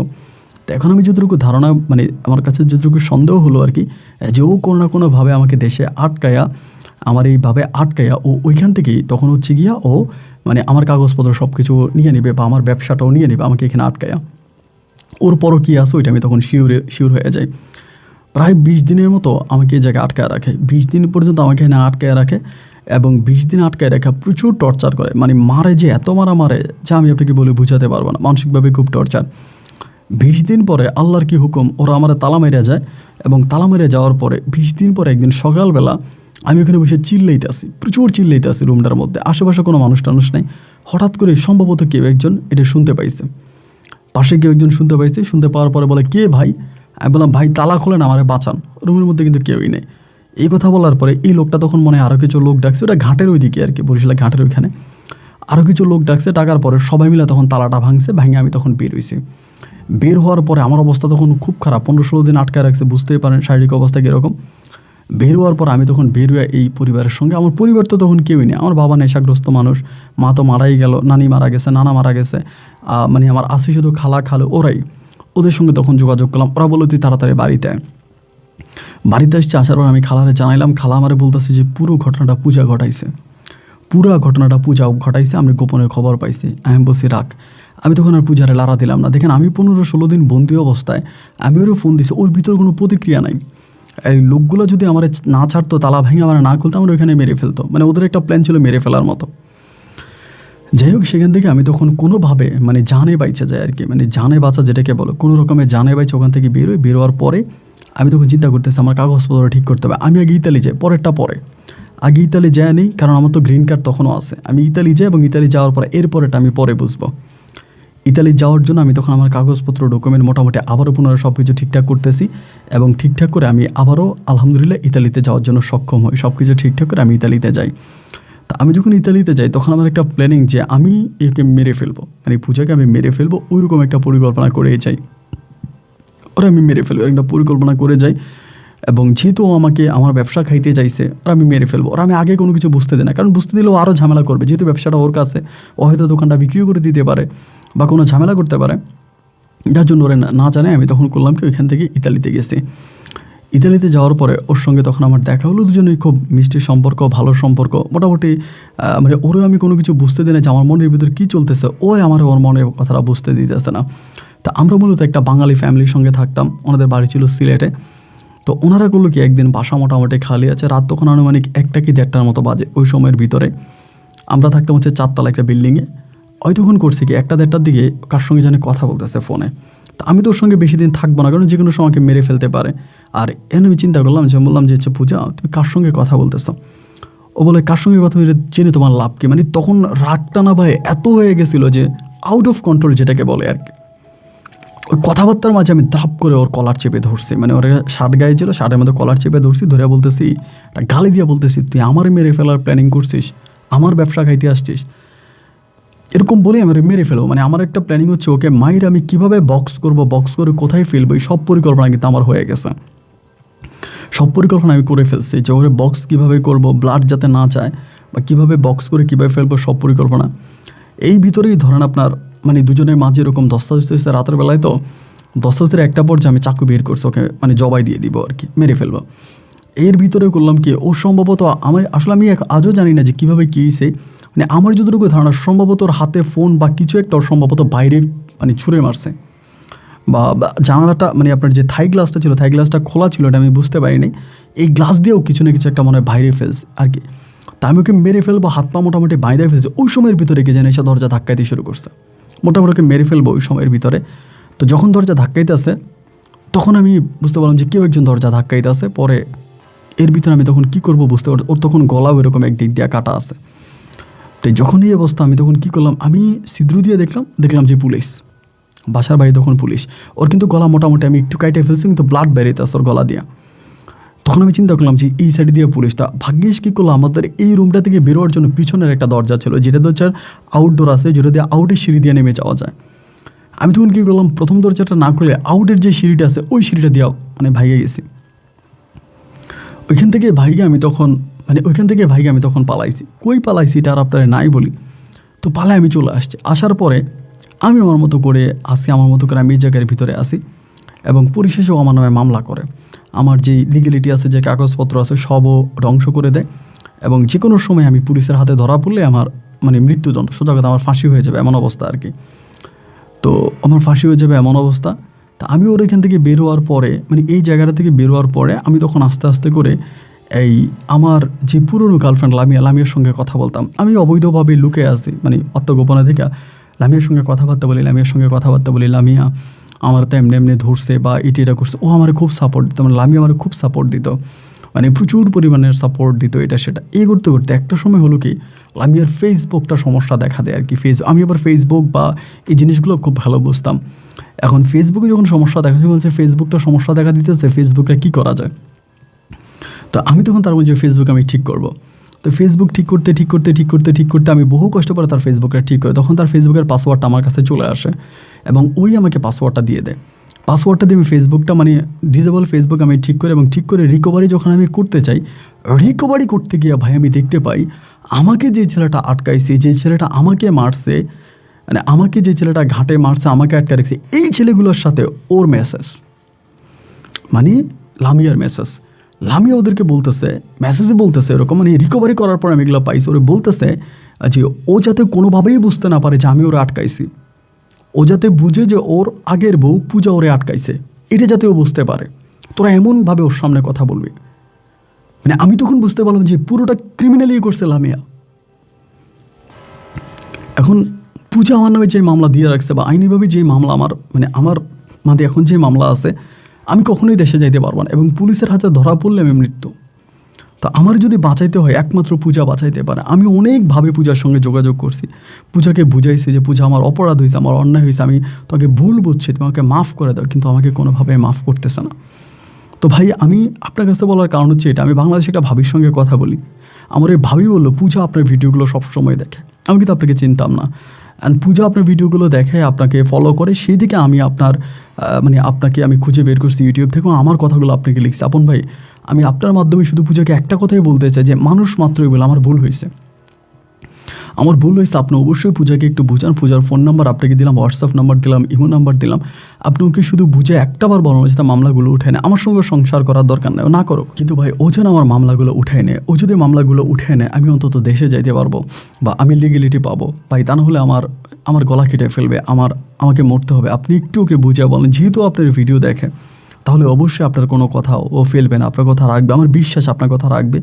আপনি একটু ওনার সঙ্গে কথা বলেন এবং কথাবার্তা বলার পরে যদি পসিবল হয় আপনি ভাইয়া ওর মাধ্যমে আমাকে বাঁচার সুযোগ করে দেন। আমি একজন প্রবাসী হিসাবে আপনার কাছে হাত তুলে এই অনুরোধ জানাচ্ছি, ভাইয়া আমার সঙ্গে যোগাযোগ করতে পারেন, আমারও কন্ট্যাক্ট আপনাকে দিলাম। ভালো থাকবেন, আসসালামু আলাইকুম। প্রিয় বন্ধুরা, সবাইকে অনেক বেশি ধন্যবাদ এই পর্যন্ত আমার সঙ্গে থেকে বরিশালের ভাই মোহাম্মদ সুমন হোসেনের জীবনের এই হৃদয় বিদারক করুণ বাস্তব গল্পটা শোনার জন্য। গল্পগুলো যেহেতু আমরা নিজেরা জায়গায় গিয়ে জাস্টিফাই করি এটা কতটুকু সত্য বা কতটুকু মিথ্যে, আমাদের কাছে যারা শ্রোতা বন্ধুরা গল্প পাঠায় আমরা জাস্ট এটা সামারি করে নিজেদের মতো করে আপনাদেরকে শোনাই। আমরা এটা আসলে ওভাবেই জাজমেন্ট করি না, ওভাবে জাস্টিফাই করি না যেটা আসলে কতটুকু সত্য বা কতটুকু কী। তো সে জায়গা থেকে সুজন ভাই যেহেতু ইতালিতে আছে এবং উনি যার কথা আমাকে বললো যে ইমো নাম্বার আমাকে দিল বা হোয়াটসঅ্যাপ দিল, আমি ওনার সঙ্গে যোগাযোগ করার চেষ্টা করেছিলাম। তো যখন আমি তার ইমোটা সেভ করি দেন তার খুব সুন্দর একটা মুখ আসে, অনেক সুন্দর চেহারার একটা মেয়ে আসে এবং তার সঙ্গে যোগাযোগ করে কথাবার্তা বলার চেষ্টা করি। বাট আমি যখনই তাকে ফোন করি জাস্ট আমি সুজনের কথা বলি, সবগুলো কথা বলার পরে সে আমাকে বলে যে আজকে যদি আমি মরে যেতাম তাহলে আপনি কাকে ফোন দিতেন, আমি তো বেঁচে আছি ভগবানের দোয়ায়। এবং সে শেষ পর্যন্ত আবার হিন্দু ধর্ম গ্রহণ করে, পূজা নাকি আবার হিন্দু হয়ে যায়, যেটা পরে জানতে পারলাম। সে মুসলিমকে বিশ্বাস করেন, এই জন্য সে আবার হিন্দু হয়ে যায়। কিন্তু সে সুজনের ব্যবসা বাণিজ্য স্টিল নাও এখনও সুজনের ব্যবসা বাণিজ্য দেখাশোনা করে বা সুজনের ব্যবসা সে নিছে। তো সে যেটা বললাম যে আজকে মরে যেতাম আপনি কার কাছে ক্ষমা চাইতেন বা কাকে সরি বলতেন বা কী করতেন। তো আজ আমার সঙ্গে কথা বলেন এবং সে আমার নাম্বারগুলো ব্লক করে দেয়। তো যাই হোক, আমার সুজন ভাইকে আমি ইমেল করে বলেছে যে আপনার ওয়াইফ আমার সঙ্গে কথা বলে না। এখন বড় কথা হচ্ছে আসলে কথা না বলারই কথা, কীভাবে কথা বলবে আপনিই বলেন, যে কথা বলার কি কোনো সুযোগ সুজন ভাই রাখে নাই। তো এখন তারপরেও আমি কিভাবে বলবো আমি জানি না, তারপরেও কেন জানি মনে হয় যে সুজন তার অপরাধ বুঝতে পারছে এবং পূজার হয়তো হায়াত আছে বলে আল্লাহ তাকে বাঁচাই দিছে এবং সুজন তার অপরাধ বুঝতে পারছে। আর একটা মানুষ যখন তার অপরাধ বুঝতে পারে তখন তাকে ক্ষমা করে দেওয়া উচিত, কারণ আল্লাহ বলেছে ক্ষমা হচ্ছে আমার পরম ধর্ম, আমি ক্ষমা করতে পারি, আমি ক্ষমা করে দিই, আমি চাই আমিও ক্ষমা করি, আমার বান্দারাও ক্ষমা করে দেয়। তো যদি পূজা মনে করে যে সুজনকে ক্ষমা করে দেওয়া উচিত, ক্ষমা করতে পারে। আর আপনারা যারা গল্প শুনেছেন আপনারাও মনে করেন, আপনাদের কমেন্টগুলোও পূজা শুনবে। এই সুজন ভাই যারা জানালো যে উনি সবসময় আমার গল্প শুনে প্রতিনিয়ত, কিন্তু তার কথা শুনে আমার এটা মনে হয়নি, কারণ সে আমাকে কোনো অ্যাকসেপ্টই করে নেই। তো যদি তিনি আমার গল্প শুনে থাকে বা এই গল্প যদি তার কানে পৌঁছায়, সে যদি দেখে, আমি অনুরোধ করবো যে আপনি আরেকটা বার ভাবতে পারেন। ক্ষমা করে দেন সেটা আমি বলি না, কিন্তু আপনি আরেকটা বার ভেবে দেখতে পারেন। যারা দর্শক বন্ধুরা গল্প শুনেছেন, আপনারা আপনাদের মতো করে একটা সঠিক মতামত কমেন্ট বক্সে লিখবেন। আজ এখানেই বিদায়। আপনার সঙ্গে আমার দেখা হবে নতুন দিন নতুন কোনো গল্পে। আল্লাহ হাফেজ এন্ড আসসালামু আলাইকুম।